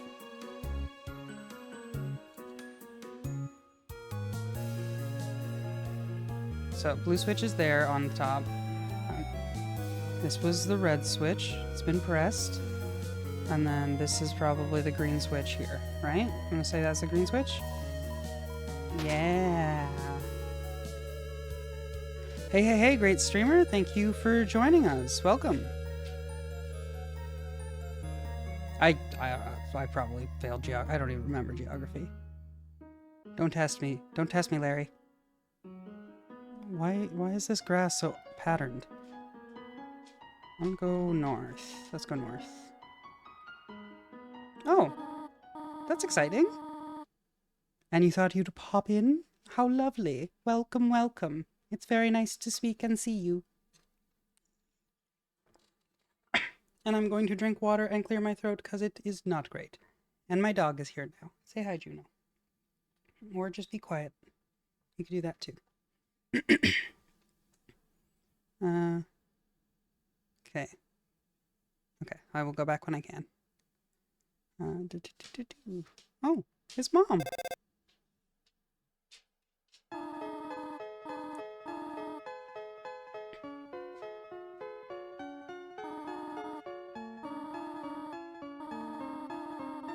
Aww.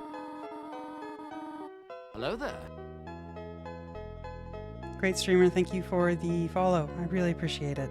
Thank you so much. Will it set me back in like a inassailable, like I can never recover from this kind of way, Radical Larry? Or, actually, follow-up question, is this that good stopping point that we discussed before? A better item. Okay.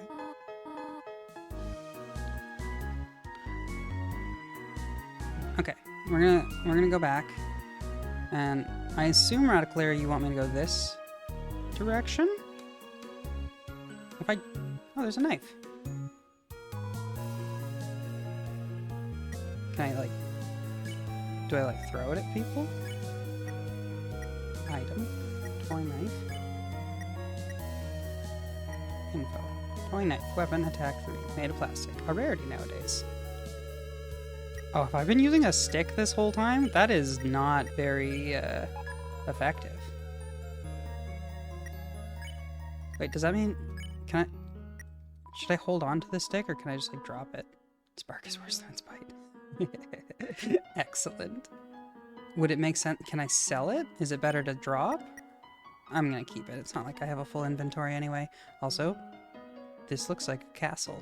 A castle in the caves. I can do real good stabs now. Save point.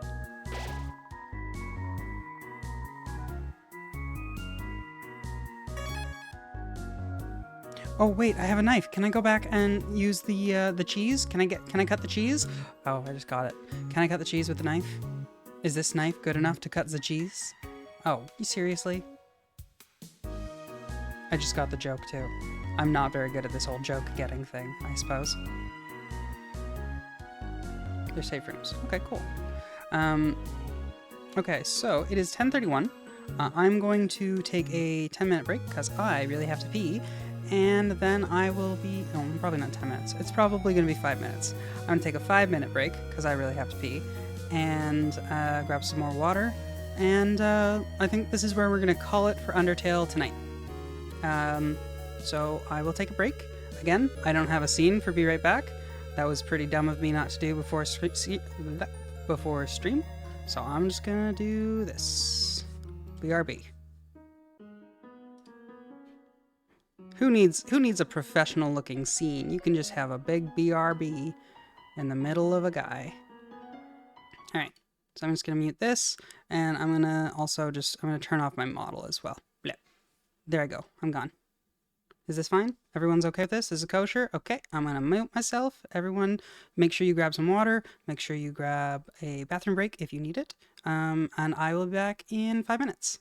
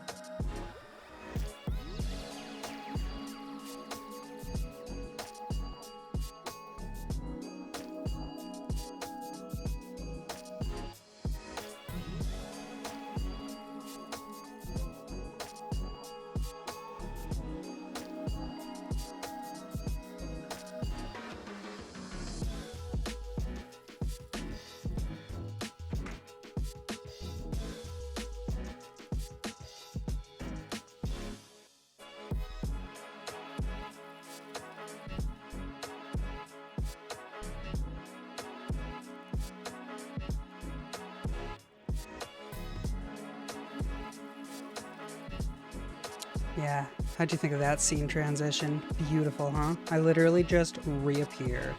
I'm here now. Take that. Professional streamer. Okay, let's do a resync on my model again. Calibrate. Yeah, looks good. Thank you, thank you. I successfully went to the washroom. No issues there. Everyone's very proud of me. And I filled up my water, and I totally forgot that I had a Red Bull, so we can crank up the energy. All right, so let's close out of Undertale. I've saved. Very good job. Let's go back to chatting. Okay, let's everyone get, okay, everyone posture check, do a stretch, drink some water. Everyone is feeling good. Everyone's having a fun time. Because guess what's gonna happen now? It's going to be time to... Oh wait, I gotta delete this too. Get out of here. Oh crap, oh no, okay, wait. Oh shoot. Blah, blah, blah, blah, blah, blah, blah. Okay, wait, yep, okay, get rid of that. Thank you. Thanks Radical Larry. It's actually, not drawn by me. I really wish it was, but it's something that I found for free on like a royalty-free website. I really like the image though. I do intend to draw a proper background for my stream. I have one background for my stream that I've drawn, but it is not that one. Okay, so instead of having a black box, we're gonna go back to this. It's time for a snack. You know what time it is. It's time for a snack. Okay, so we have remaining Butterfingers and Charleston Chew. So, can I get A's in the chat for Butterfingers, B's in the chat for Charleston Chew? Can we get a B for Butterfinger, a C for Charleston Chew? I really messed that up. B for Butterfinger, C for Charleston Chew. What am I having? What am I eating? What am I gonna have for the first time? C, we got 1 for Charleston Chew. B, 1 for Butterfinger. Now we have a tie break. We don't know what we're gonna eat. We don't know what we're gonna have. We have a Butterfinger, we have a Charleston Chew. B or C. B is Butterfinger, C is Charleston Chew. 2 for Butterfinger. So we got 2 on Butterfinger, 1 on Charleston Chew. C for Charleston Chew. B for Butterfinger. Going once, going twice, going 3 times. Sold. We are trying a Butterfinger for the first time. Okay, so I got the Butterfinger right here.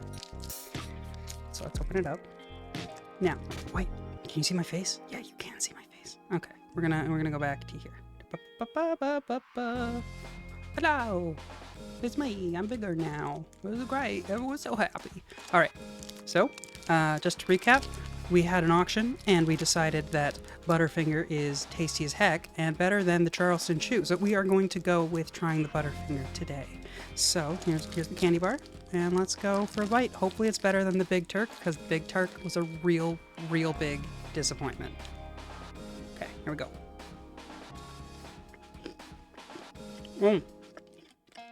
Oh, it's way crunchier than I thought it would be.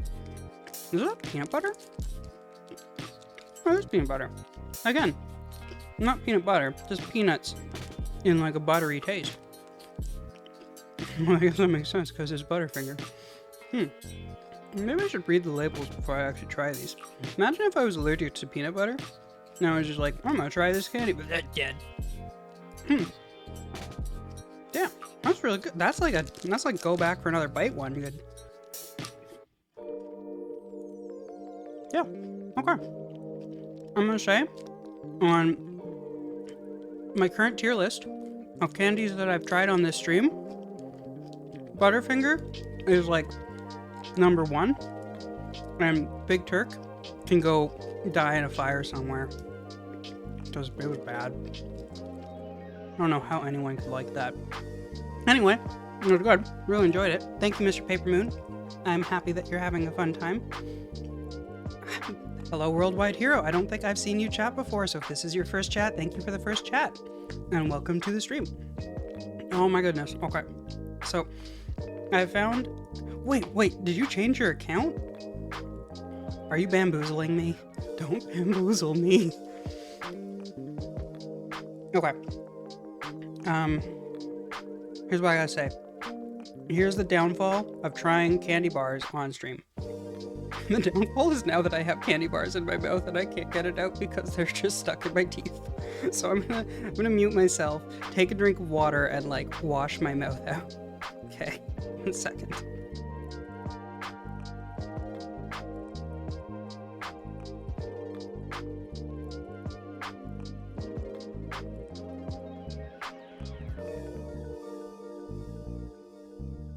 Okay. Oh, Larry. If you truly are Larry, I don't trust you.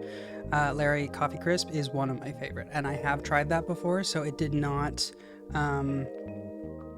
it did not make the cut today because I wanted all candy bars that I've literally never had before.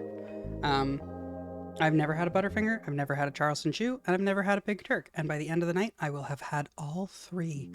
And I'm not going to make you auction off for choosing Charleston Chew next because it's kind of the only option left. Yeah, that's basically it. So, my intention for the next until 11 p.m. Eastern time, which is the time it is in my life right now, was to just sort of hang out and, like, see how the world takes us and anything along those lines. So, where I'm going to go, I think, actually, I'm going to stop slouching because I'm probably not tracking very good. Yeah, great streamer. This is obviously a stream sponsored by Canada.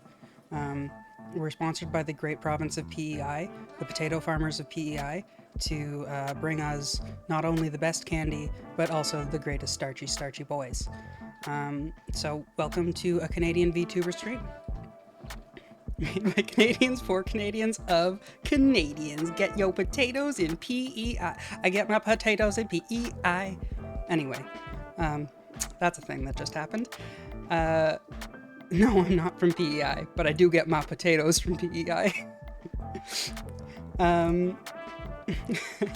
So essentially with the next 20 minutes, what the plan was is if you guys have any questions for me or anything like that, I'm going to put Spotify back on, and we're actually going to switch to, instead of listening to The Hives, which is more hype, we're going to listen to just some chill times. Oh, I just played The Hives again. Okay, we're going to switch back to chill music, shuffle, play, doing the playing. There we go. Okay, yeah, hit me up, Larry. What you got to say?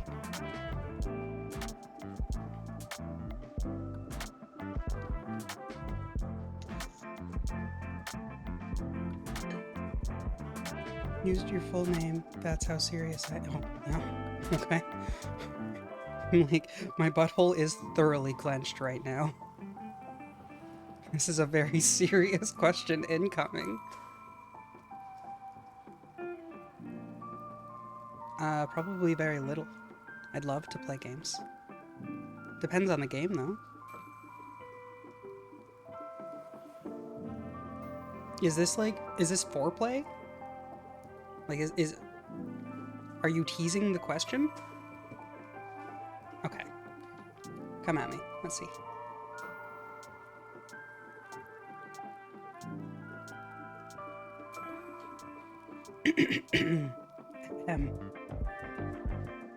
Man, she awaits with bated breath to find out what this video game is, for Larry decided to take so long to ask the question that Larry had to ask. Excuse me 1 second. It's a management simulator where you hold monsters in a containment. The story is top tier, okay? Super good, okay? We got that. We get that, we love it, SCP-like, I don't know what SCP is. Is that like Insane Clown Posse, but like softcore? Like soft clown posse? In nature, okay. It's in nature. It's like PCP, like the drug? Wait, so Insane Clown Posse with PCP and monsters in a containment cell? This game is really, really a lot of things, huh? I think this is getting away from you a little bit, Larry. I think you might have just wanted to ask right in the first place so I could Google it. Maybe try that this time. What is the game you were at? Okay, Lobotomy Corporation. I'm gonna Google it now. It's getting Googled. Lobotomy? Lobotomy? Okay, Lobotomy Corporation. Okay, here we go. Thanks, Trash Panda. Thanks for keeping Larry honest. Nothing specifically about lobotomies. Okay. Let's see. It kind of looks like Fallout Shelter. Is it like Fallout Shelter?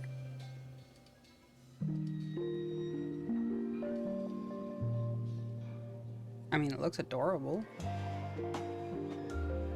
Don't listen to the haters. It seems like it's overwhelmingly positive. I mean, I could try it. I might try it off screen first, if that's okay. If that doesn't like upset you terribly. But if you want like a completely like original take on the game, would it be more fun for me to play it not off stream and just like try it immediately on screen? Scream? Ice cream?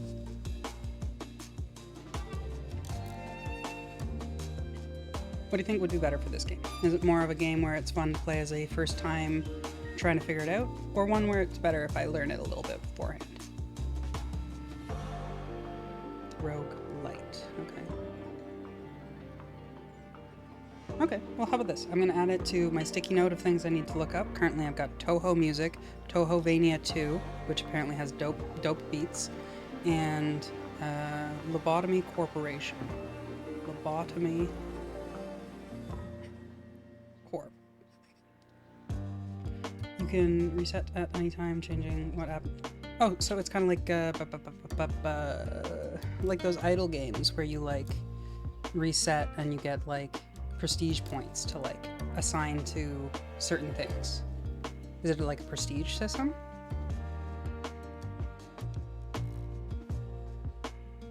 Okay. I've never played Hades.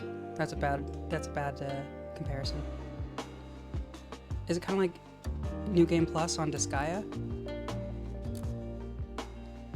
Are we just going to continue using games to like try to explain what this game is when I probably should just play it? Is that what we're going to do? Larry, I enjoyed this conversation. I'm going to look into it and I'm probably going to play it. Because it looks interesting and it looks fun. So, I gotta look into Toho Music, Toho Mania 2, and Lobotomy Corporation. I think that sounds like a good time to me. Okay, so from here, it's 10:48. I have a question for all y'alls. Wait, I should probably do another, what's it called? I should probably do another calibrate. Better. Okay, get rid of that. No one needs to see that. No one needs to see that I'm not immersion broken. I'm sorry if the immersion's been broken. For all of you, my intention is to do some fun things on stream, little segments like the candy bar thing that we were doing just now, or so on and so forth, like little different things. I like to make shorts on YouTube. You've probably seen some of them. If you haven't seen some of them, or if you hear from them, that's awesome, and it's lovely to see you. But one thing that I like to do is I'd like to try different foods that I've preferably never tried before, like different snacks or chips, like whether they're from different countries or different demographics or different anywhere type thing. So does anyone here have a snack that I have to try for me to try that they think I haven't tried before? And I know it's a shot in the dark because you never know what I've actually tried, but if you think you know an obscure snack that I can try, hit me up with it.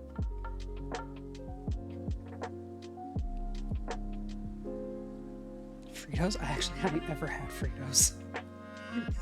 I can add that to the list. Apparently I haven't had many snacks because I feel like Fritos is pretty low tier of things to try. Okay, I'll add Fritos to the list. Fritos. Anything else? What about you, Mr. Paper Moon? What about you, Trash Panda? You got anything?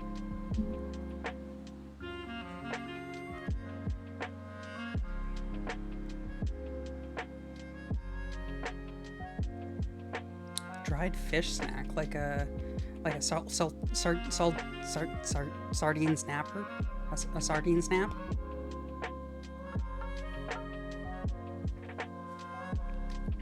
brain snap. I don't know what that would be called. What is a dried fish snack?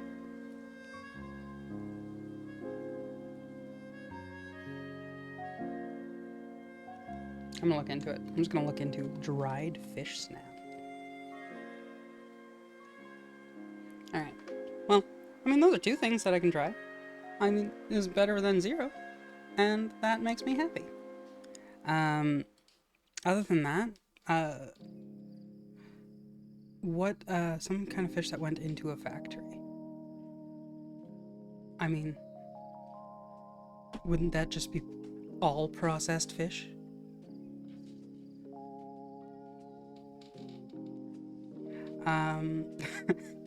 Yep. Yes, it would be. Okay. So it's a little bit early. Fish byproduct. Like roe or caviar. I've never had caviar, but I've had roe. Roe is tasty. Is caviar the same thing as roe? Or is it just like fancy roe? Caviar.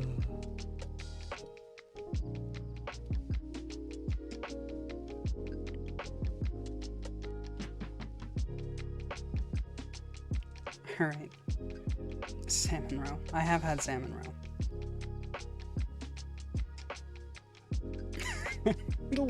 Trash Panda, you eat trash for a living. You should know. I have tried sushi, thank you. I've tried all of the sushis. I love sushi. Sushi is my one true love.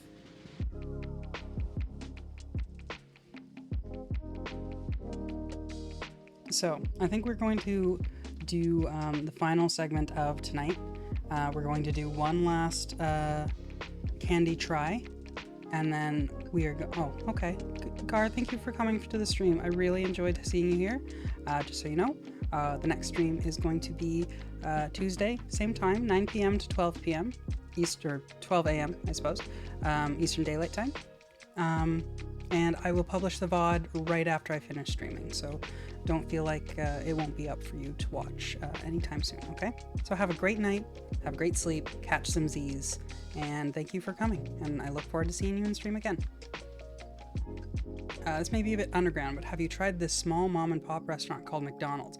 I have tried McDonald's. My regular order is a McDouble meal with medium fry and medium Diet Coke with a junior chicken. No great streamer. I'm not leaving. I've got another hour and 10 minutes that I'm probably going to be doing of stuff. But I am segmenting into something that people might not stick around for, but it's something that I want to do and that I'm very passionate about. And I don't really care if you guys don't stick around for it, so there. I'm going to do it anyway, because I control my life. I have full personal autonomy. Anyways, so what we're going to do now is we are going to try the last candy bar. And we're going to switch scenes to Jaming. Wait, no. That's my computer background. That's not effective. Nope, that's my stream. That's not effective either. Okay, there we go. We're here. So, should I... Ow, I just pulled my headphones. Are we gonna auction off Charleston Chew? Or are we just gonna do Charleston Chew? It's the only one remaining. Also, I don't think I got the original. I got the vanilla flavored one. I thought it was the original because I assume vanilla just means original. Oh, yeah, it just is Charleston Chew vanilla. I don't know. I've never had any of the Charleston. I've never had any of the Chewsies. The Chews. I've never had a Chew. A Charleston Chew. You choose, O Henry?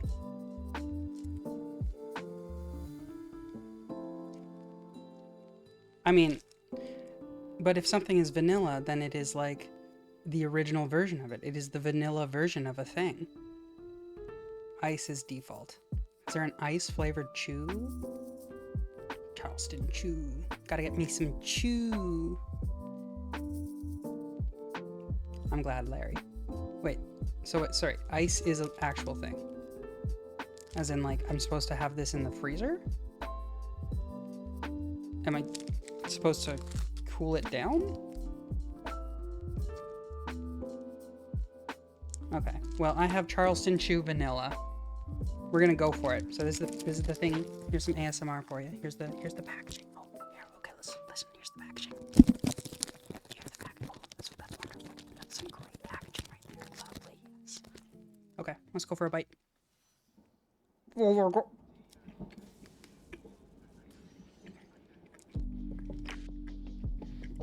Why did I have to chew the most? Why did I have to do the most chewy thing last? My goodness, is this ever chewy? I guess that's why they call it the chew. Yeah, as a recap, Trash Panda, thank you for the recap. We've had a Big Turk, a bite of Big Turk today, which was horrible. Big Turk is the, oh my god, there's a whole lot of chew. Chewy nougat with delicious chocolatey coating.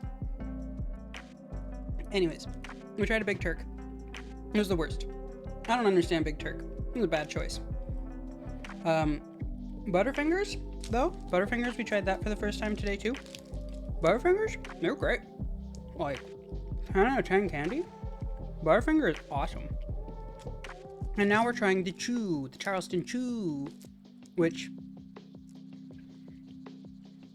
is very chewy and kind of just tastes like sugar.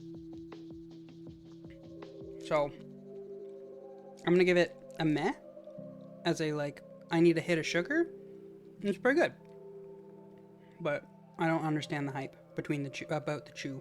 Maybe it's because I'm having the vanilla flavor, which is not correct. It is like leaps and bounds infinitely better than the Big Turk. The Big Turk was bad. It was a bad time.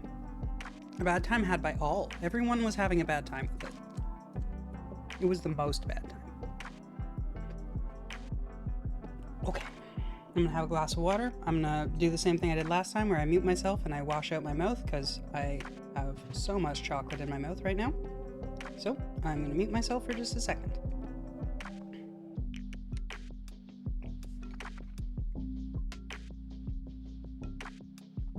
Oh yeah.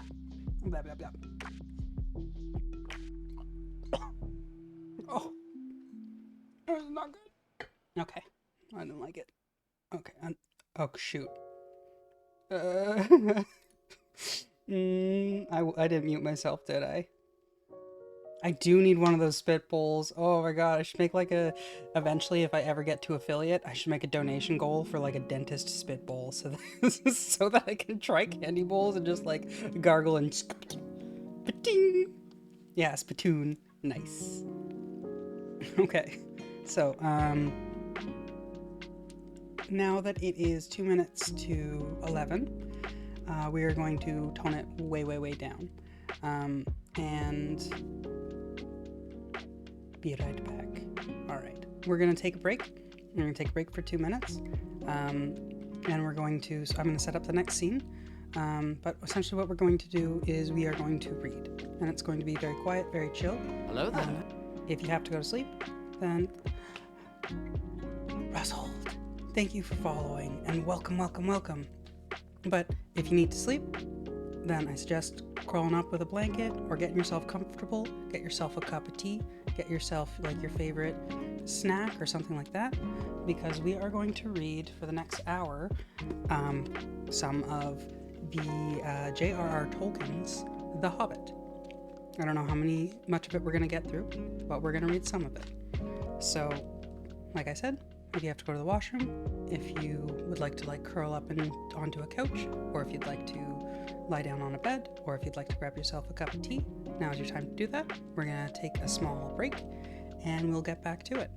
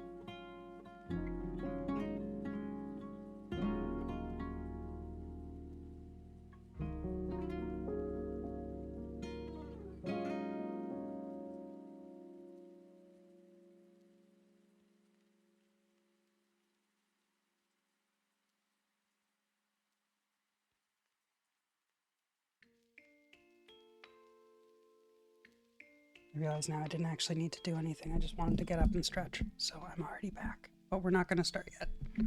We're gonna wait for another 3 minutes for everyone to, if they need to, have a bio break or get themselves cozy if they'd like to, or just like put on whatever they want to do. I don't really care. You do you. You have your own personal autonomy, and you should feel entitled to do whatever you'd like in your life. But we got our book right here, paper copy of it, Modern Classics, J.R.R. Tolkien's The Hobbit, and we will be starting the reading in 4 minutes.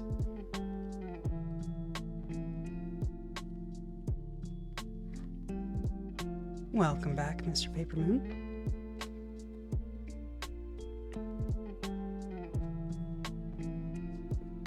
Alright, I can do that. That's a very good, helpful selection. Words are hard. That's a lovely suggestion, Larry. What I'm gonna do is I'm just gonna move my mic a little closer to my face. Is this better? Actually, I probably have to keep talking if you need to tell if it's better. Does this sound better for a reading volume, Larry? I would like you to give me an answer, so I'm just going to keep talking randomly, and so on and so forth, and probably being a bit of an idiot right now. This content is... Okay, perfect. Thank you. Thank you for sparing me from continuing to be an idiot. So, what scene am I on? I'm on my reading scene. I can't remember who it was that mentioned that they liked my background for my farm. This is the only background that I did work on, but it's my reading background. And this is actually my reading nook in my apartment. So this is actually just a picture I took of my personal reading nook that I just used as a base. If you need to boost it yourself, I'm happy to turn it up on my end. I can turn up the gain on my microphone a little bit. I mean, my dog's asleep, so I doubt she will be doing scritches on the floor. So let's go here, and I can turn up the gain a little bit on my microphone by pressing this button.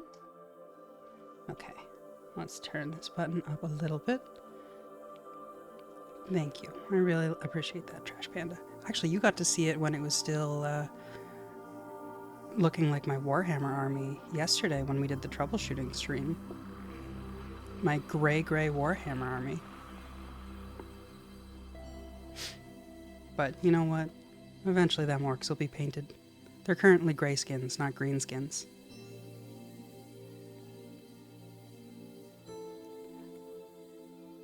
Alright, it's 11:03.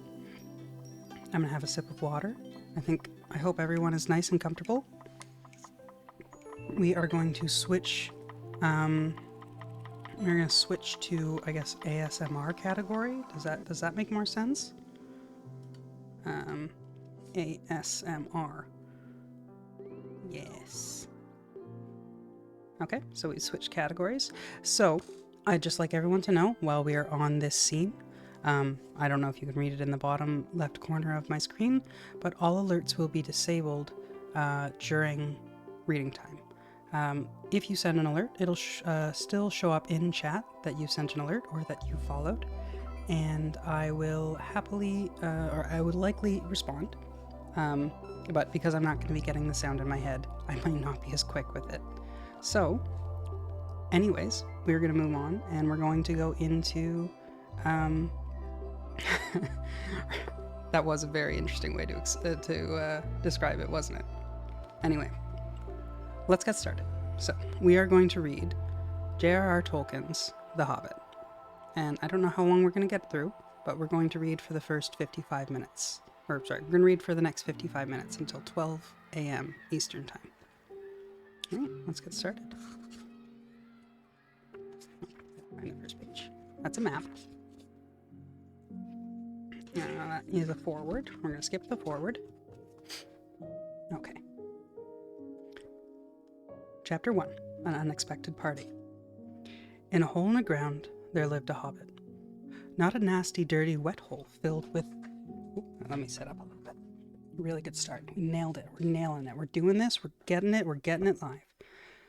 Not a nasty, dirty, wet hole filled with the ends of worms and a oozy smell, nor yet a dry, bare, sandy hole with nothing to sit down in, or sit down on, or to eat. It was a hobbit hole, and that means comfort. It had a perfectly round door, like a porthole, painted green, with shiny yellow brass knobs, in the exact middle. The open door on... Man, I am really messing this up because I made myself laugh at the beginning. Okay, wait, let me zen myself out a little bit. Okay, here we go. Zen, zen, zen, zen, zen. We are in zen mode now. We're chilling. We do be chilling right now, though. Everyone do be chilling. Yeah, come on. Come at me, chill times. Okay, no longer chill. It had a perfectly round door, like a porthole, painted green with a shiny yellow brass knob in the exact middle. The door opened onto a tube-shaped hall like a tunnel, a very comfortable tunnel, without smoke, with paneled walls and floors tiled and carpeted, provided with polished chairs. And lots and lots of pegs for hats and coats. The Hobbit was fond of visitors. The tunnel wound on and on, going fairly, but not quite straight, into the side of a hill.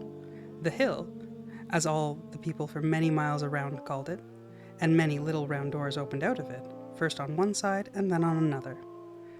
No going upstairs for the Hobbit. Bedrooms, bathrooms, cellars, pantries, lots of these. Wardrobes, he had whole rooms devoted to clothes. Kitchens, dining rooms, all were on the same floor, and indeed on the same passage. The best rooms were all on the left-hand side, going in, for these were the only ones to have windows. Deep-set, round windows looking over his gardens, and meadows beyond, sloping down the river. This hobbit was a very well-to-do hobbit, and his name was Baggins. The Bagginses have lived in the neighborhood of the hill for time out of mind, and people considered them very respectable, not only because most of them were rich, but also because they never had any adventures or did anything unexpected. You see, you could tell what a Baggins would say on any occasion without the bother of asking him. This is a story of how a Baggins had an adventure and found himself doing and saying things altogether unexpected. He may have lost the neighbor's respect, but he gained, well, you'll see what he gained. Anything in the end. See whether he gained anything in the end.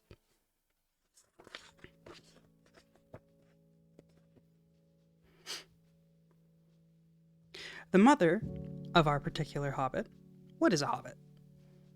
I suppose hobbits need some description nowadays, since they have become rather rare and shy of the big people, as they call us. They are, or were, a little people, about half our height and smaller than the bearded dwarves. Hobbits have no beards. There is little or no magic about them, except ordinary everyday sort, which helps them to disappear quietly and quickly when large stupid folk like you and me come blundering along, making a noise like elephants, which they can hear a mile off. They are inclined to be fat in the stomach. They dress in bright colors, chiefly green and yellow. They wear no shoes because their feet grow natural leathery soles and thick, warm brown hair like the stuff on their heads, which is curly. They have long, clever brown fingers, good-natured faces, and laugh deep, fruity... Melon Army stand up. Deep, fruity laughs, especially after dinner, which they have twice a day when they can get it. Now, you know enough to go on with. As I was saying, the mother of this hobbit, Bilbo Baggins, that is, was the famous Belladonna Took. One of these remarkable daughters of the old Took, head of the hobbits who lived across the water, the small river that ran at the foot of the hill. It was often said in other families that long ago one of the Took ancestors must have taken a fairy wife. That was, of course, absurd, but certainly there was still something not entirely hobbit-like about them. And once in a while, members of the Took clan would go and have adventures. They discreetly disappeared, and the family hushed it up, but the fact remained that the Tooks were not as respectable as the Bagginses, though they were undoubtedly richer. There's some lore down for you that the Took clan is richer than the Bagginses. Lovely. Not that Belladonna Took ever had any adventures after she became Mrs. Bungo Baggins. Wow, that was a sentence. Bungo, that was Bilbo's father, built the most luxurious hobbit hole for her, and partly with her money. That was to be found on either under the hill, or over the hill, or across the water. And there they remained to the end of their days. Still, it is probable that Bilbo, her only son, although he looked and behaved exactly like a second edition of his solid and comfortable father, got something a bit queer in his makeup from the Took side. Something that only waited for a chance to come out. But the chance never arrived until Bilbo Baggins was grown up. Being about 50 years old or so, and living in the basement hobbit hole the beautiful hobbit hole built by his father, which I have just described for you, until he had, in fact, apparently settled down immovably. By some curious chance, one morning long ago in the quiet of the woods, where there was less noise and more green, and the hobbits were still numerous and prosperous, and Bilbo Baggins was standing at his door after breakfast, smoking an enormous, long, wooded pipe that reached nearly down to his woolly toes that were neatly brushed, Gandalf came by. Hype, hype, hype, Gandalf, hype. Gandalf! If you have heard only a quarter of what I have heard about him, and I have only heard a very little of all there is to hear, you would be prepared for all sorts of remarkable tales of adventure sprouted up all over the place wherever he went in the most extraordinary fashion. He had not been down that way in the under the hill for ages and ages, not ever since the old Took died. In fact, and the hobbits had almost forgotten what he looked like. He had been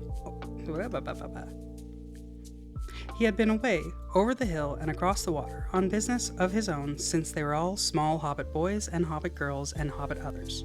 Added that part. Don't judge me. I did do an ad of that part. All that the unsuspecting Bilbo saw that morning was an old man with a staff.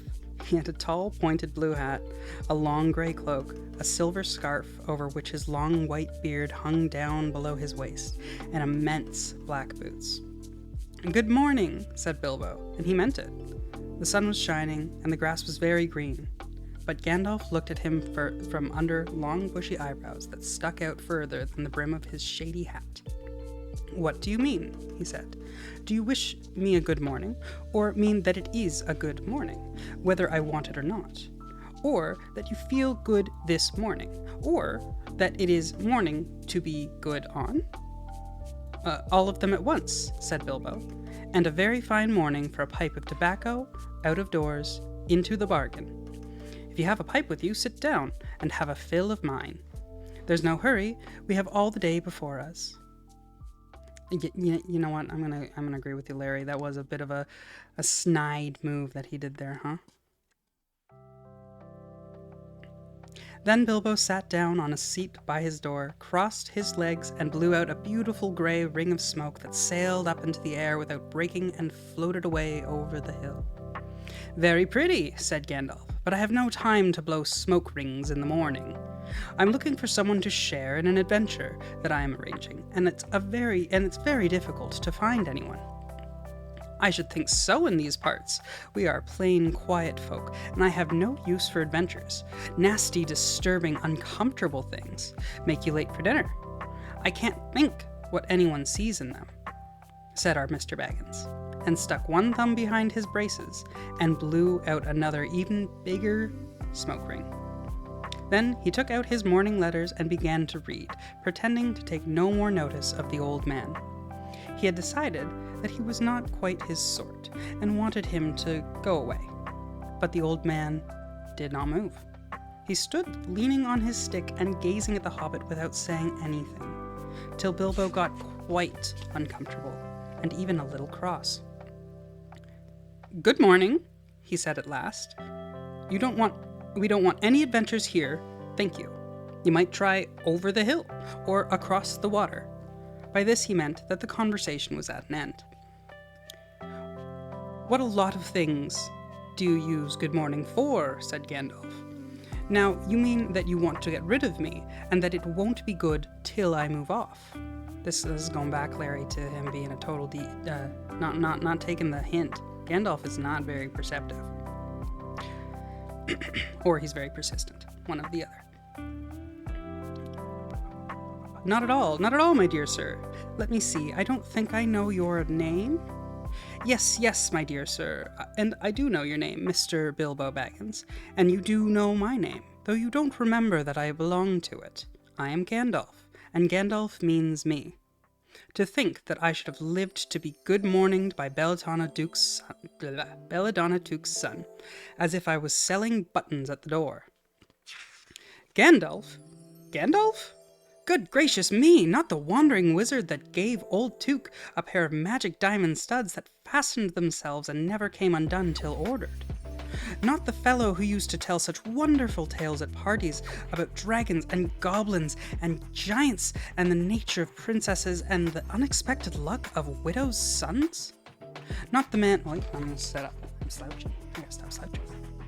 Not the man that used to make such particularly excellent fireworks. I remember those. Old Took used to have them on his Midsummer's Eve. Splendid.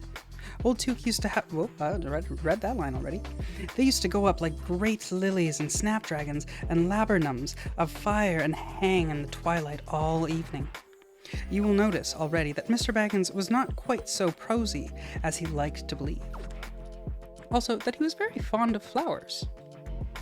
Dear me, he went on, not the Gandalf who was responsible for so many quiet lads and lasses going off into the blue for mad adventures. Anything from climbing trees to visiting elves or sailing ships, sailing to other shores. Bless me. Life used to be quite you used to be to upset things badly in these parts once upon a time. I beg your pardon, but I had no idea you were still in business. Where else should I be? Said the wizard. All the same, I am pleased to find that you remember something about me. You seem to remember my fireworks kindly, at any rate, and that is not without hope. Indeed, for your old grandfather Took's sake, and for the sake of poor Belladonna, I will give you what you asked for. I beg your pardon, I haven't asked for anything. Yes, you have, twice now. My pardon, I give it to you. In fact, I will go so far as to send you to this adventure. Very amusing for me, very good for you, and very profitable too, very likely if you ever get over it. Sorry, I don't want any adventures, thank you. Not today. Good morning, but please come to tea. Anytime you'd like. Why not tomorrow? Come tomorrow. Goodbye. With that, the hobbit turned and scuttled inside his round green door and shut it as quickly as he dared, not to seem rude. Wizards, after all, are wizards. What on earth did I ask him to tea for? He said to himself as he went into the pantry. I assume one of his many pantries, because he's got lots of pantries. He had only just had breakfast, but he thought a cake or two and a drink of something would do him good after this fright. Excuse me. Just gonna have a sip of water. Okay, and now we're gonna have a sip of Red Bull. Delicious. I feel like I did those out of order. I feel like a Red Bull would have been better first. Continuing on. Gandalf, in the meantime, was standing outside the door and laughing long but quietly. After a while, he stepped up and with the spike on his staff scratched a queer sign on the hobbit's beautiful green door. Then he strode away. Just about the time when Bilbo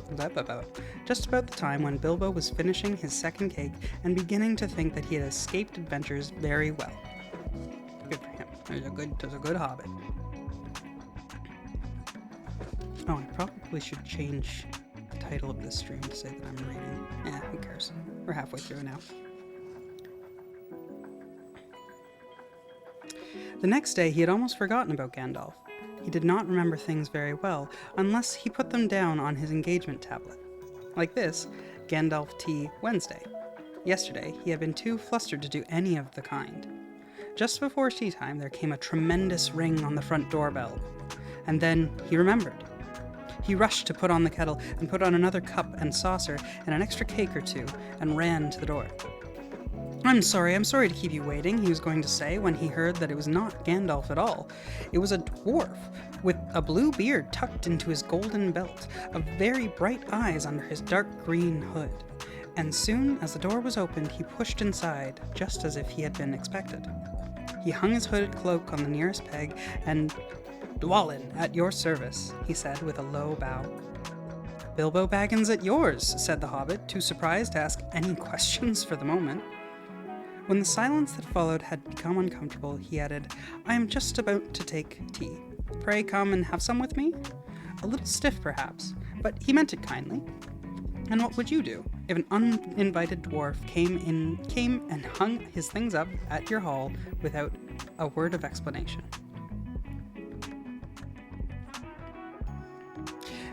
They had not been at the table long. In fact, they had hardly reached the third cake, when there came another, even louder ring at the bell. Excuse me, said the hobbit, and off he wandered to the door.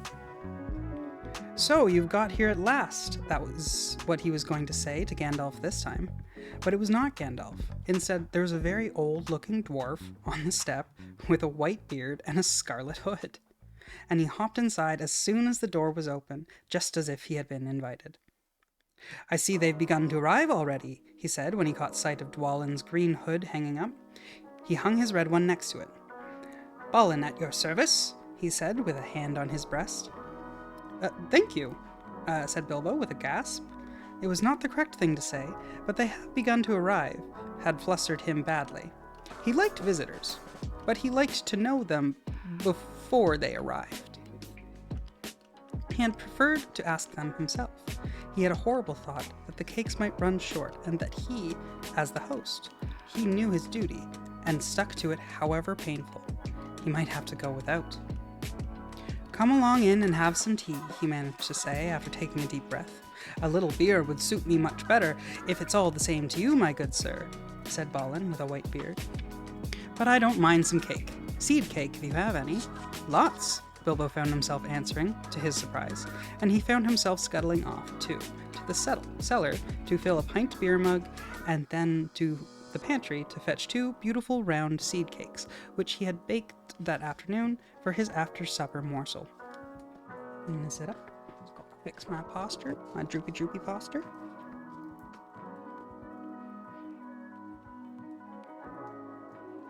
When he got back, Balin and Dwalin were talking at the table like old friends. As a matter of fact, they were brothers. Bilbo plumped down the beer and the cake in front of them, and when a loud okay, center yourself. When loud came a ring at the bell again, and then another ring.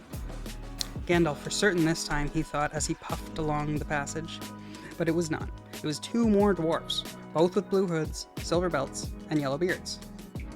And each of them carried a bag of tools and a spade. In they hopped as soon as the door began to open, and Bilbo was hardly surprised at all. What can I do for you, my dwarves? He said. Keely at your service, said the one, and Feely added the other, as they both swept their blue hoods and bowed. At yours and your families, replied Bilbo, remembering his manners this time. Dwalin and Balin are already here, I see. Balin. Let us join the throng. Throng, thought Mr. Baggins. I don't like the sound of that. I really must sit down for a moment and collect my wits, and have a drink. He had only just had a sip in the corner while the 4 dwarfs sat round the table and talked about mines and gold and troubles with the goblins and the depredations of dragons and lots of things which he did not understand and did not want to, for they sounded much too adventurous. When, ding-dong-a-ling-dang, his bell rang again, as if some naughty little hobbit boy was trying to pull a handle off. Okay, Larry, you have a wonderful break, and make sure you walk safely. Don't hurt your legs or anything like that. Someone at the door, he said, blinking. Some 4, I should say, by the sound, said Philly. Besides, we saw them coming along behind us in the distance. The poor little hobbit sat down in the hall and put his head in his hands and wondered what had happened and what was going to happen and whether they would all stay for supper. Then the bell rang again, louder than ever, and he had to run to the door. It was not 4 after all. It was 5. Another dwarf had come along while he was wandering in the hall. He had only hardly turned the knob before they were all inside, bowing and saying, "At your service," one after the other. Dory, Nori, Ori, Oin, and Gloin were their names. And very soon, two purple hoods, a grey hood, a brown hood, and a white hood were all hanging on the pegs. And off they marched with their broad hands stuck in their gold and silver belts to join the others. Already it had almost become a throng. Some called for ale, and some for porter, and one for coffee, and all of them for cakes. So the hobbit was kept very busy for a while. A big jug of coffee had just been set on the hearth. The seed cakes were gone, and the dwarfs were standing on a round of buttered scones, when there came a loud knock. Not a ring, but a hard rat-tat on the hobbit's beautiful green door. Somebody was banging with a stick. Bilbo rushed along the passage, very angry and altogether bewildered and bewuthered. This is the most awkward Wednesday he had ever remembered. He pulled open the door with a jerk, and they all fell in, one on top of the other. More dwarves, 4 more. And there was Gandalf behind them, leaning on his staff and laughing. He had made quite the dent on the beautiful door, and he had also, by the way, knocked out the secret mark that he had put there the morning before. "Carefully, carefully," he said. "It's not like you, Bilbo, to keep friends waiting on the mat, and then open the door like a popgun. Let me introduce Bifur, Boffer, Bombur, and, especially, Thorin." "At your service," said Bifur, Boffer, and Bombur, standing in a row, and then they hung up their 2 yellow hoods and a pale green one, and also a sky blue one with a long silver tassel. This last belonged to Thorin, an enormously important dwarf, in fact, no other than the great Thorin Oakenshield himself, who was not at all pleased to be falling flat on Bilbo's mat with Bifur, Bofur, and Bombur on top of him. For one thing, Bombur was immensely fat and heavy.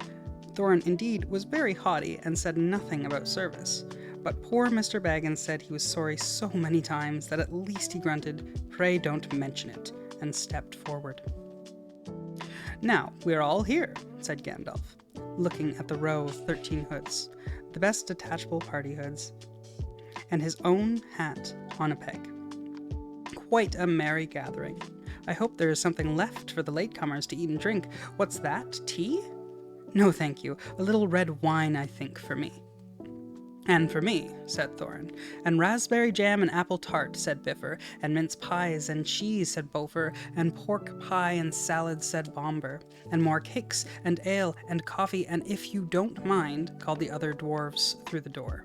"Put on a few eggs, there's a good fellow," Gandalf called after him as the hobbit slumped off to the pantries. "And just bring out the cold chicken and pickles as well."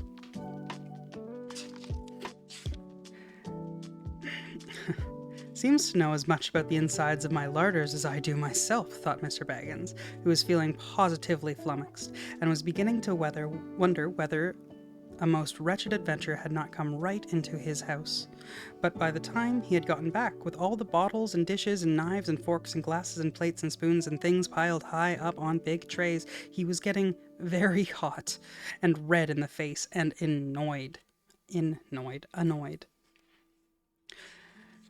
"Confusticate and bebolder these dwarves," he said aloud. "Why don't they come and lend a hand?" Lo and behold, there stood Balin and Dwalin at the door of the kitchen, and Fili and Kili behind them, and before he could say knife, they had whisked the trays and onto a couple of small tables into the parlor and set everything afresh. I'm gonna have myself a glass of water. Hey, Panda. What's going on? You okay?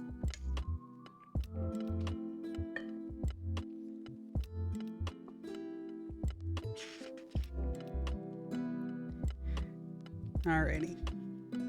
Let's continue. Gandalf sat alone at the head of the party, with the 13 dwarves all around, and Bilbo sat on the stool of a stool at the fireside, nibbling at a biscuit. His appetite was quite taken away, and trying to look as if this was all perfectly ordinary and not in the least an adventure. The dwarves ate and talked, and time got on, as at last they pushed their chairs back and Bilbo made a move to collect the plates and glasses. I'm glad that you're all good. That is good, Panda. I suppose you will all stay to supper, he said in his politest, unpressing tones. Of course, said Thorin, and after we shan't get enough the business till late. Shan't get through the business till late. And we must have some music first. Now, clear up. Thereupon, the 12 dwarves, not Thorin, he was too important, had stayed talking to Gandalf, jumped to their feet, and made tall piles of all the things. Off they went, not waiting for trays, balancing columns of plates, each with a bottle on top, with one hand, while the hobbit ran after them, almost squeaking with fright. Please be careful, and please don't trouble, I can manage. But the dwarves only started to sing. Chip the glasses and crack the plates, blunt the knives and bend the forks. That's what Bilbo Baggins hates. Smash the bottles and burn the corks. I feel like I should sing this. Okay, let me see if I can bust out my chops. Oh. Chip the glass. No, I'm not going to do it. That's too much. Cut the cloth and tread on the fat. Pour the milk on the pantry floor. Leave the bones on the bedroom mat. Splash the wine on every door. Dump the crocks in a boiling bowl, pound them with a thumping pole, and once you finish, if you are whole, send them down the hall to roll. That's what Bilbo Baggins hates, so carefully with the plates. And of course, they did none of these dreadful things, and everything was cleaned up and put away, safe and as quick as lightning, while the hobbit was turning round and round in the middle of the kitchen, trying to see what they were all doing. They went back and forth. Sorry. Let me just go back. They went back and found Thorin with his feet on the fender, smoking a pipe. He was blowing the most enormous smoke rings, and whenever he told one to go, it went up the chimney and behind the clock on the mantelpiece, or under the table, or round and round the ceiling. But wherever it went, it was not quick enough to escape Gandalf. Pop. He sent a smaller smoke ring from his short clay pipe straight through each one of Thorin's. Then Gandalf's smoke ring would go green and come back and hover over the wizard's head. He had a cloud of them about him already, and in the dim light it made him look strange and sorcerous. Bilbo stood still and watched. He loved smoke rings, and then he blushed to think how proud he had been yesterday morning of all the smoke rings he had sent up the wind and over the hill. Now for some music, said Thorin. Bring out the instruments. Kili and Fili rushed for their bags and brought back little fiddles. Dori, Nori, and Ori brought out flutes from somewhere inside their coats. Bomber produced a drum from the hall. Bifur and Bofer went out too and came back with clarinets that they had left among the walking sticks. Dwalin and Balin said, "Excuse me, I left mine on the porch." "Just bring mine in with you," said Thorin. They came back with viols as big as themselves and with Thorin's harp wrapped in a green cloth. It was a beautiful golden harp, and then Thorin struck it and the music began all at once. Sorry, excuse me. Okay. Where was I? So sudden and sweet that Bilbo forgot everything else and was swept away into the dark lands under strange moons far over the water and very far from his hobbit hole under the hill. The dark came into the room from the little window that opened on the side of the hill. A firelight flickered. It was April, and still they played on, while the shadows of Gandalf's beard wagged against the wall. The dark filled all the room, and the fire died down, and the shadows were lost, and still they played on. And suddenly, first one and then another began to sing as they played, deep-throated singing of the dwarves in the deep places of their ancient homes. And this is like a fragment of their song, if it can be like the song without their music. Far over the misty mountains cold, to dungeons deep and caverns old, we must away ere break of day to seek the pale enchanted gold. The dwarves of yore made mighty spells, while hammers fell like ringing bells, in place deep where dark things sleep, in hollow halls beneath the fells. For ancient king and elvish lord, there many a gleaming golden hoard, they shaped and wrought, and light they caught to hide in gems on hilt of sword.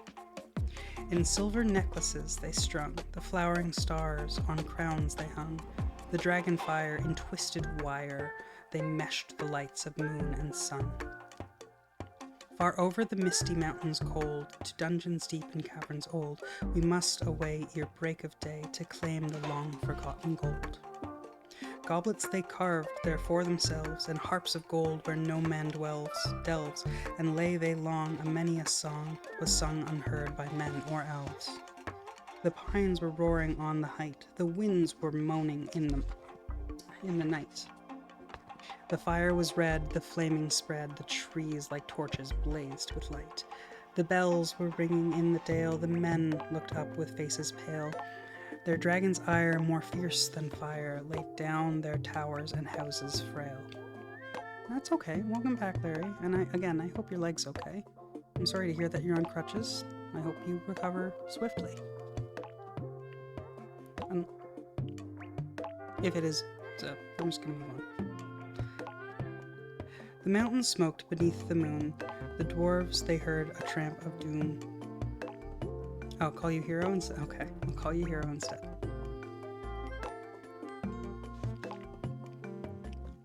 We will continue the poem now, the song.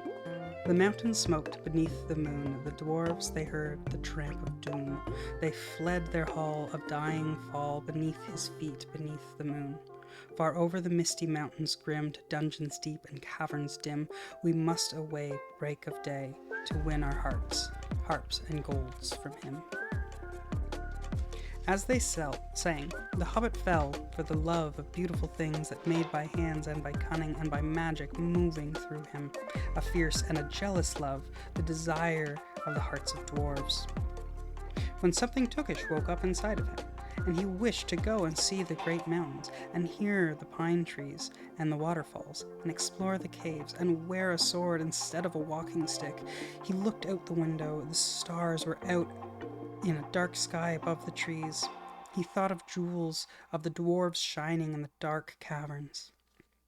Suddenly, in the wood beyond the water, a flame leapt up, probably someone lighting a wood fire, and he thought of plundering dragons settling on this quiet hill and kindling it all to flames. He shuddered, and very quickly he was plain Mr. Baggins, a bag-end, Underhill, again. He got up, trembling. He had less than half a mind to fetch the lamp, and more than half a mind to pretend to and go and hide behind the beer barrels in the cellar, and not come out again until all the dwarves had gone away. Suddenly, he found that the music and the singing had stopped, and they were all looking at him, with eyes shining in the dark. "Where are you going?" said Thorin, in a tone that seemed to show that he guessed both halves of the hobbit's mind. "What about a little light?" said Bilbo apologetically. "We like the dark," said all the dwarves. "Dark for dark business. There are many hours before the dawn." "Of course," said Bilbo. He sat down in a hurry. He missed the stool and sat in the fender, knocking over the poker and shovel with a crash. "Hush," said Gandalf. "Let Thorin speak." And this is how Thorin began. Just gonna sit up. I'm gonna do a quick stretch. Just a reminder to everyone that if you are relaxing and having a good time, just grab yourself some tea or some water, or make sure you're nice and warm and you're just in a good space.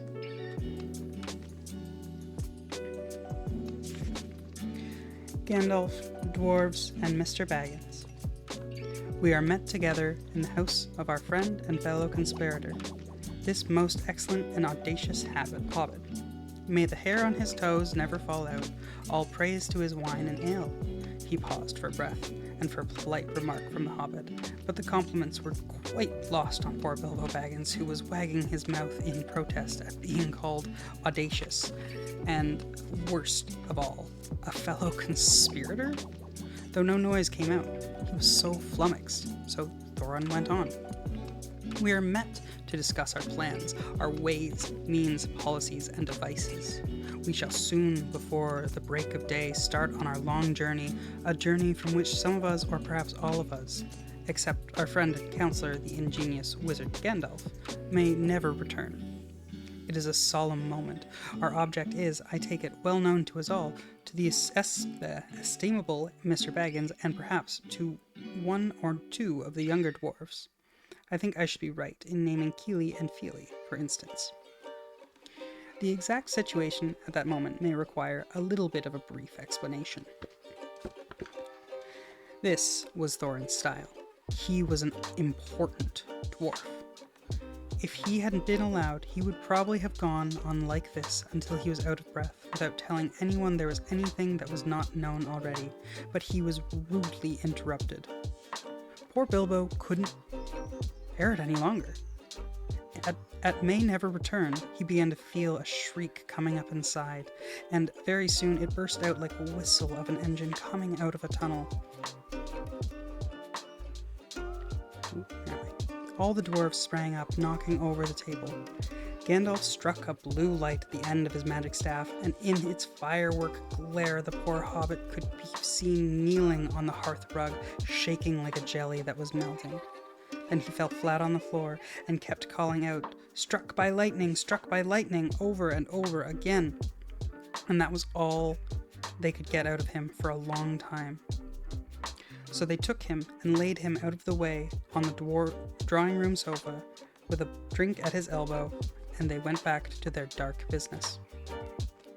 Just gonna have some water.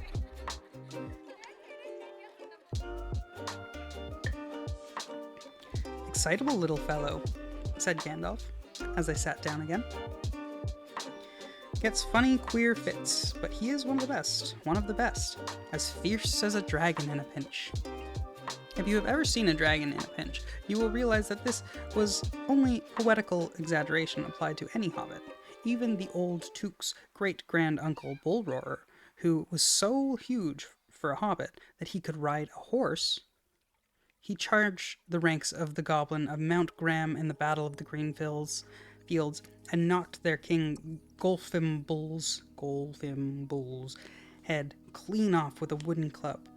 It sailed 100 yards through the air and went down a rabbit hole, and in this way the battle was won and the game of golf invented at the same time. So, it's the golf. In the meanwhile, however, Bullroarer's gentler descendant was reviving in the drawing room. After a while, and a drink, he crept nervously to the door of the parlor. This is what he had heard. Gloin speaking. Humph! Or some snort, or less like that. Will he do you think? It is all very well for Gandalf to talk about this hobbit being fierce, but one shriek like that in a moment of excitement would be enough to wake the dragon and all of his relatives, and kill the lot of us. I think it sounded more like a fright than an excitement. In fact, if it had not been for the sign on the door, I should have been sure we came into the wrong house. As soon as I clasped my eyes on the little fellow, bobbing and puffing on the mat, I had my doubts. He looked more like a grocer than a burglar. Book. Then Mr. Baggins turned the handle and went in. The Took side had won.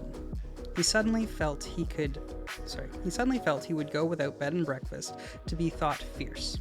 As for little fellow bobbing on the mat, it almost made him really fierce. Many a time afterwards, the Baggins part regretted what he did now, and he said to himself, Bilbo, you were a fool. You walked right in and put your foot in it. Pardon me, he said. If I have overheard the words you were saying, I don't pretend to understand what you are talking about, or your reference to burglars, but think I am right in believing. This is what he called being on his dignity. That I think I am no good, I will show you, and have no signs on my door. It was painted a week ago, and I am quite sure that you have come to the wrong house. As soon as I saw your funny faces on the doorstep, I had my doubts, but treat it as the right one. Tell me what you want done, and I will try it. If I have to walk from here to the east of East and fight the wild wereworms of the last desert, I had a great-great-great-grand-uncle once, Bulroar Took. And yes, that was a long time ago, said Gloin. I was talking about you, and I assure you, there is a mark on your door, the usual one in the trade, or it used to be. Burglar wants a good job, plenty of excitement, and reasonable reward. That's how it usually read. You can say expert treasure hunter instead of burglar if you like. Some of them do. It's all the same to us. Gandalf told us that there was a man of the sort in these parts looking for a job at once. And that he had arranged for a meeting here on Wednesday tea time. Of course there is a mark. I put it there myself, for very good reasons. You asked me to find the 14th man for your expedition. I chose Mr. Baggins. Just let anyone say I chose the wrong man or the wrong house, and you can stop at 13 and have all the bad luck you like, or go back to digging coal. He scowled so angrily at Gloin that the dwarf huddled back in his chair, and when Bilbo tried to open his mouth to ask a question, he turned and frowned at him and stuck out his bushy eyebrows. Till Bilbo shut his mouth tight with a snap. That's right, said Gandalf. Let's have no more argument. I have chosen Mr. Baggins, and that ought to be enough for all of you. If I say he is a burglar he is, or will be when the time comes. There's a lot more in him than you can guess, and a deal more than he has any idea himself. You may, possibly, all live to thank me yet. Now, Bilbo, my boy, fetch the lamp, and let's have a little light on this. On the table, in the light of a big lamp with a red shade, he spread out a piece of parchment, rather like a map. This was made by Thror, your grandfather Thorin, he said to answer to the dwarves' excited questions. It is a plan of the mountain. I don't see that this will help us much, said Thorin, disappointedly, after a glance. I remember the mountain well enough, and the lands about it, and I know where Mirkwood is, and the withered Heath, where the great dragons bred. This is a dragon marked in red on the mountains, said Balin. But it will be easy enough to find him without that, if ever we arrive there. There is one point that you haven't noticed, said the wizard, and that is the secret entrance. Do you see that rune on the west side? And the hand pointing to it from the other runes? That marks a hidden passage to the lower halls. Look at the map at the beginning of... you guys can't look at the map at the beginning of the book, but there's a map at the beginning of the book. It may have been secret once, said Thorin, but how do you know that it is secret any longer?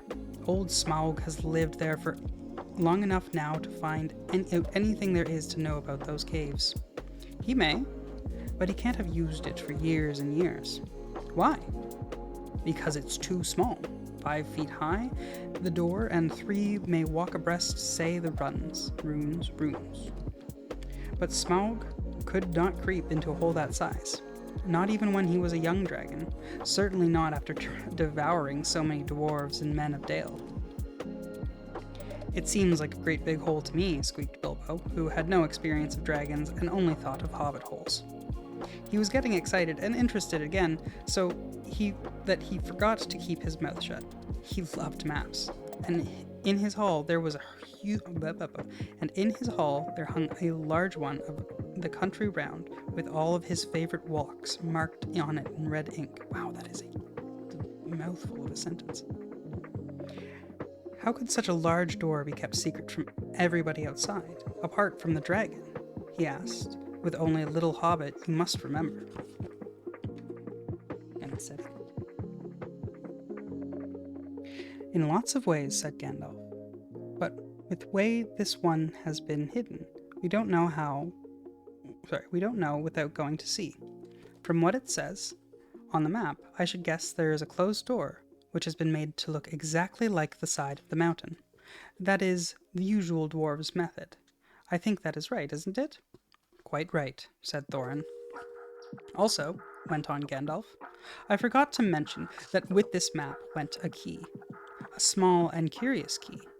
Here it is, he said as he handed to Thorin a key with a long barrel and intricate wards made of silver. Keep it safe.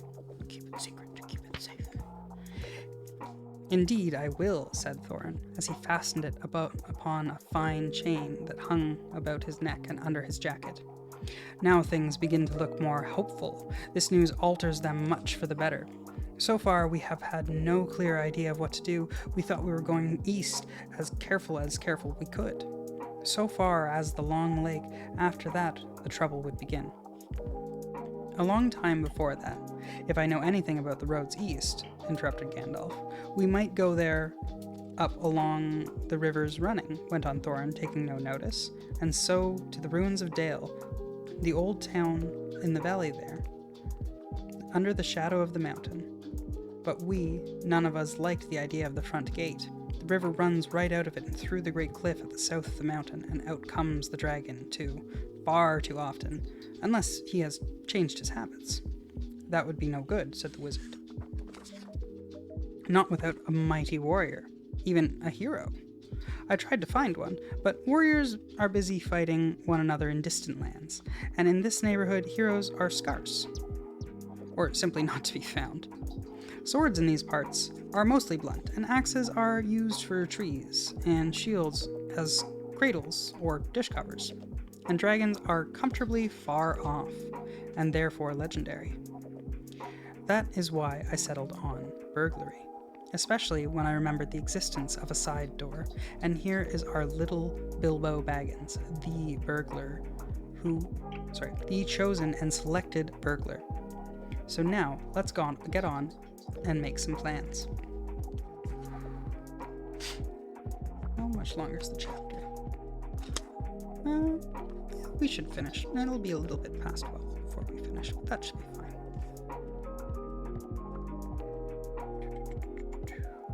Very well then, said Thorin, supposing the burglar expert gives us some ideas or suggestions. He turned with mock politeness to Bilbo.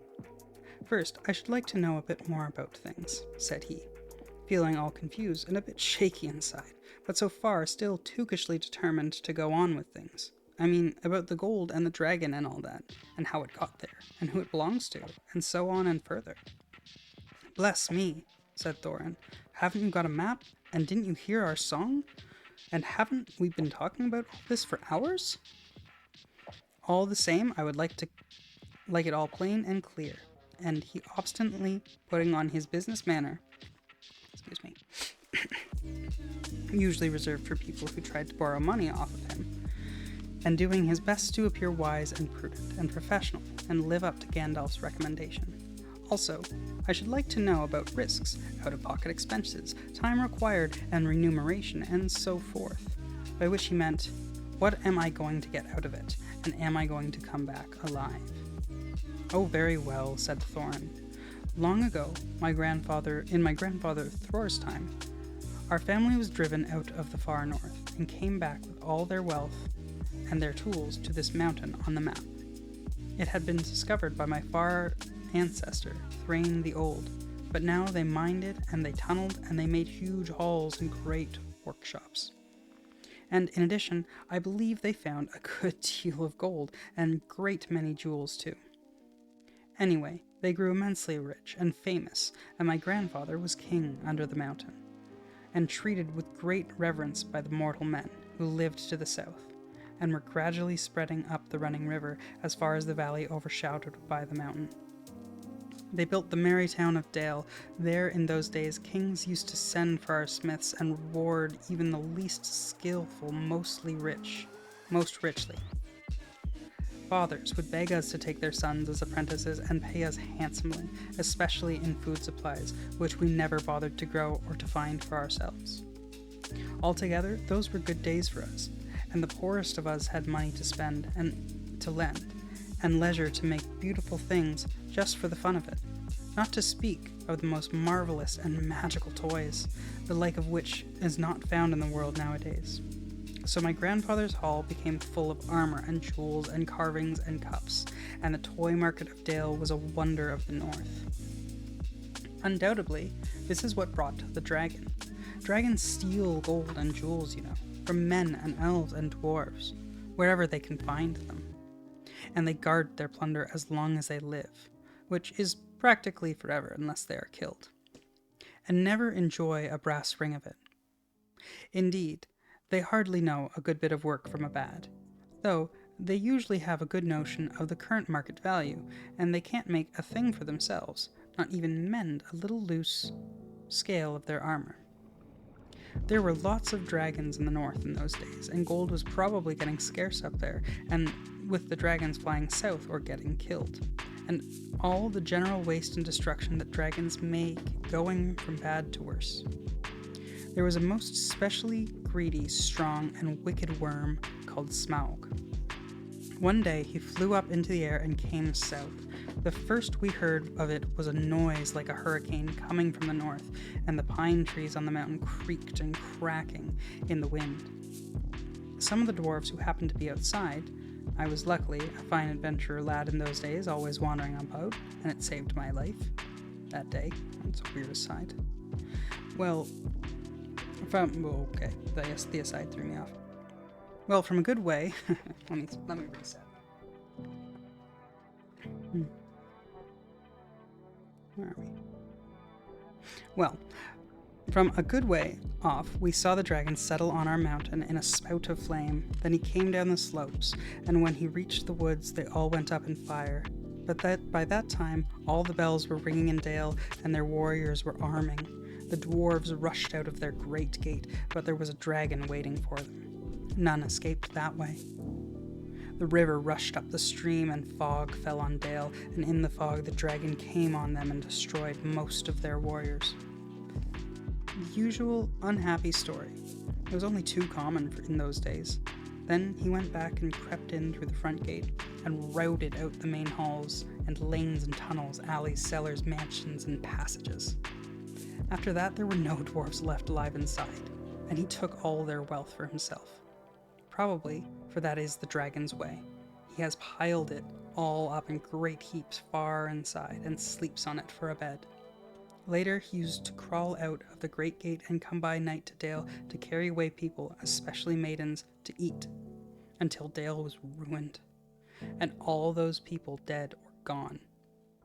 What goes on there now, I don't know for certain, and I don't suppose anyone lives nearer to the mountain than the far edge of the long lake nowadays. The few of us that were well outside sat and wept in hiding, and cursing Smaug, and there we were unexpectedly joined by my father and grandfather with singing beards. They looked very grim, but they said very little. When I asked how they had got away, they told me to hold my tongue and said that one day, in the proper time, I should know. After that, we went away. And we have had to earn our livings as best as we could up and down the lands, often sinking as low as blacksmith work or even coal mining. But we have never forgotten our stolen treasure, and even now, when I will allow we have a good bit laid by and are not so badly off. Here, Thorin stroked a gold chain around his neck.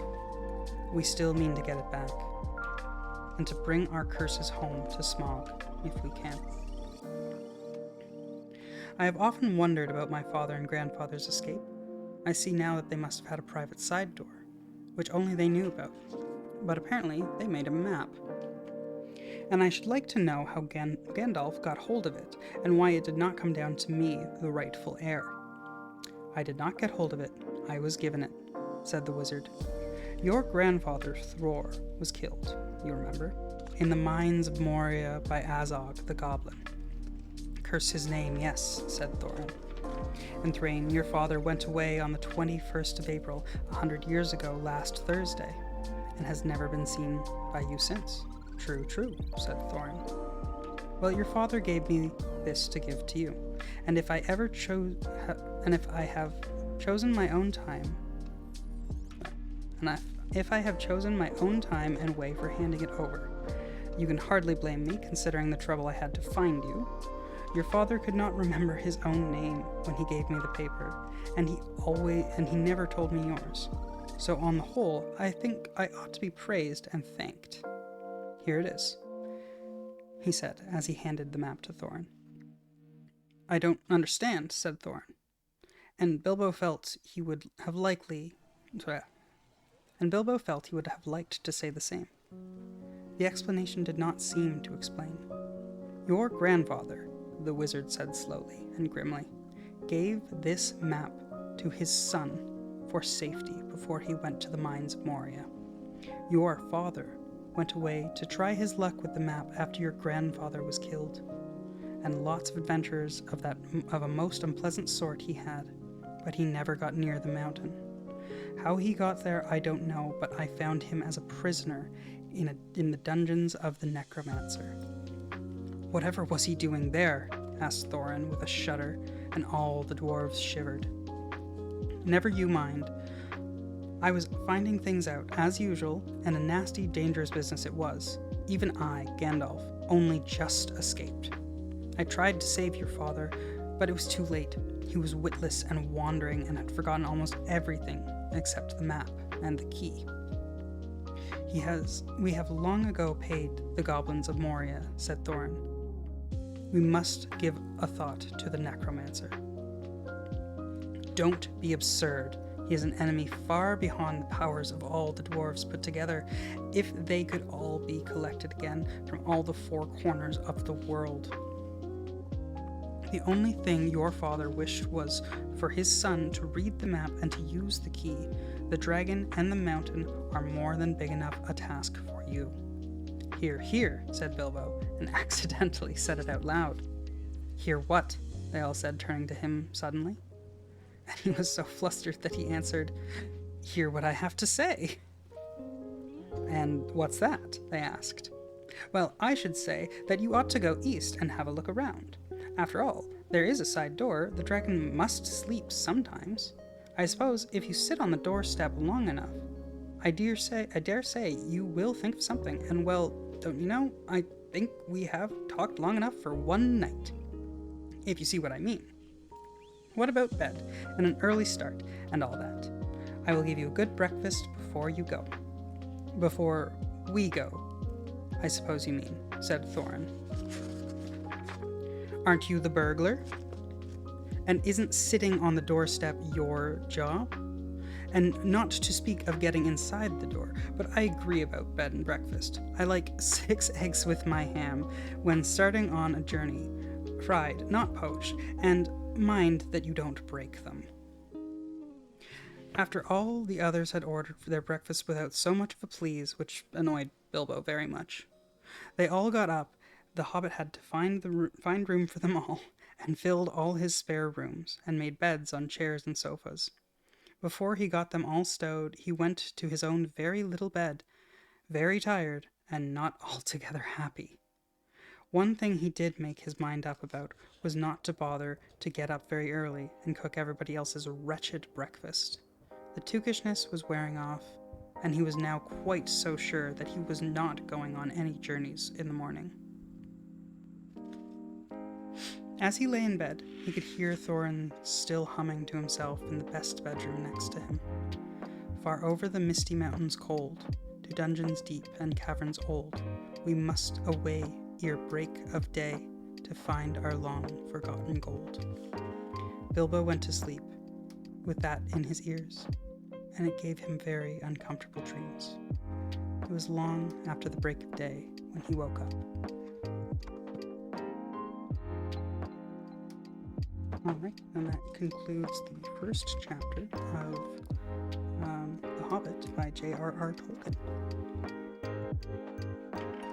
For those of you that still are here and were enjoying the book, I hope that you all had a relaxing time. We're going to move on from here and probably have a good sleep. If there's anyone that you would like to be passed along to as in a raid, that would be a great suggestion. Otherwise, I'm going to spend the next little while looking for people to send a raid to.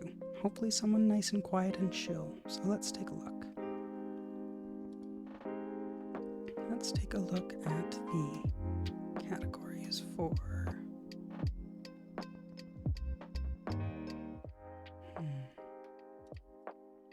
chill VTubers.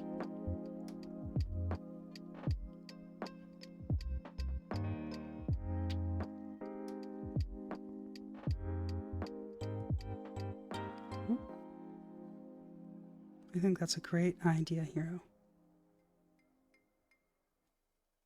That's a great idea. Well, hopefully the story time got you nice and tired.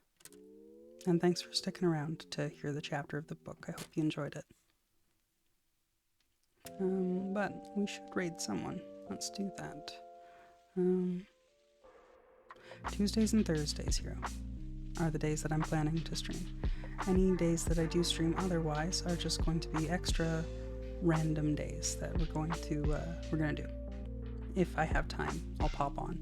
But Tuesdays and Thursdays are going to be my planned streams. So let's go back to just chatting. Oh, I still got my book out. I'm gonna put my book away. There goes the book. Okay. Actually, I can take off my jacket. Take off my jacket too. Okay. Does anyone have an idea of who to raid? Good night, Hero. Thanks for coming by. I really do appreciate it. And have yourself a really good night. And again, I hope that your leg feels better. And don't stress yourself out too long. I've never raided anyone before, so I don't even know how to raid people. Browse. How do you look for people to raid?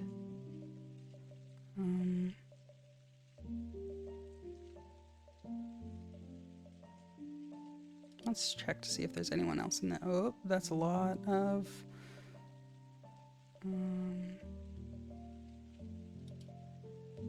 let's see. Let's go to just chatting. Oh, that's a lot of tits. Okay, let's not go to just chatting. I have no idea how to raid people, but it feels like a bad idea not to. Good night, Mr. Paper Moon. Thanks for sticking by, and have yourself a wonderful night. And thanks for coming to the stream. I really appreciate it. Hope to see you next Tuesday or Thursday, or both. Both would be great too.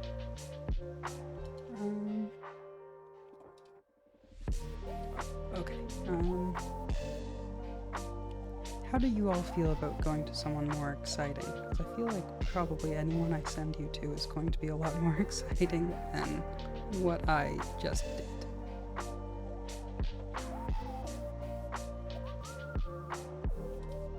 Oh, what is this person doing?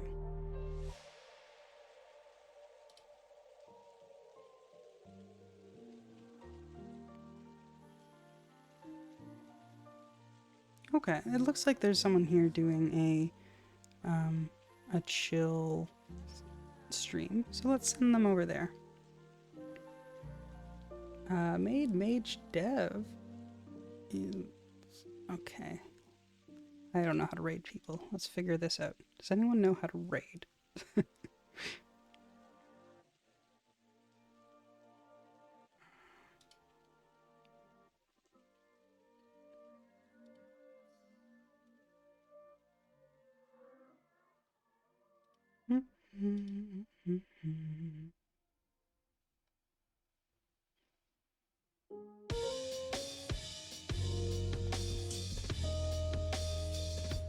I actually have no idea how to do this. I can't figure it out.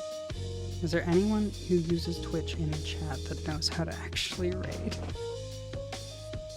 Because I have... oh no, this person is also raiding someone. Oh no, they're stopping streaming too. Oh no.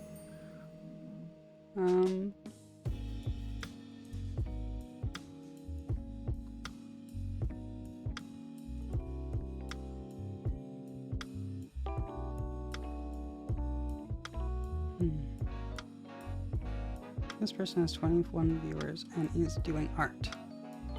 Oh, but it's a not not safe for work channel, so that's not gonna do it. Because I don't know everyone's tolerance levels to not safe for work. This person is Sleepy Arts Time. Okay, so how do I send a raid? I wish you could help too, Trash Panda, because I have no idea what I'm doing.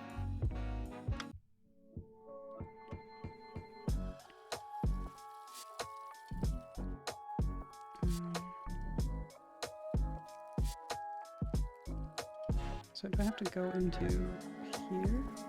Okay, I'm just gonna Google it. I'm gonna Google it. How to raid someone on Twitch. Probably should have looked this up before. Type /raid followed by the name of the channel you wish to raid. Oh, that's so easy. Okay, so excuse me. So I put that into my chat /raid.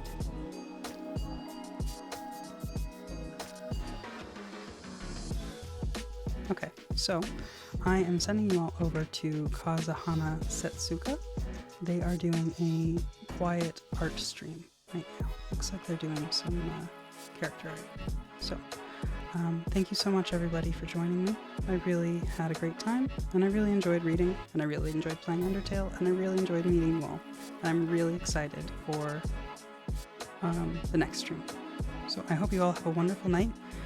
When you get into Kazahana's stream, I don't know, just put in whatever you'd like, and have a good night.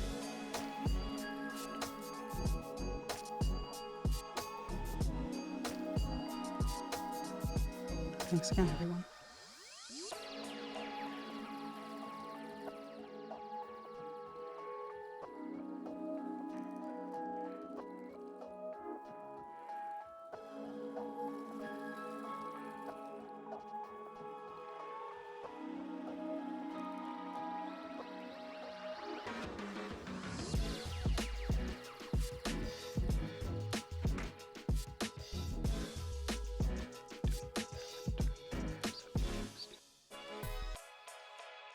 Button? Do I have to press this button? I think I have to press this. Oh.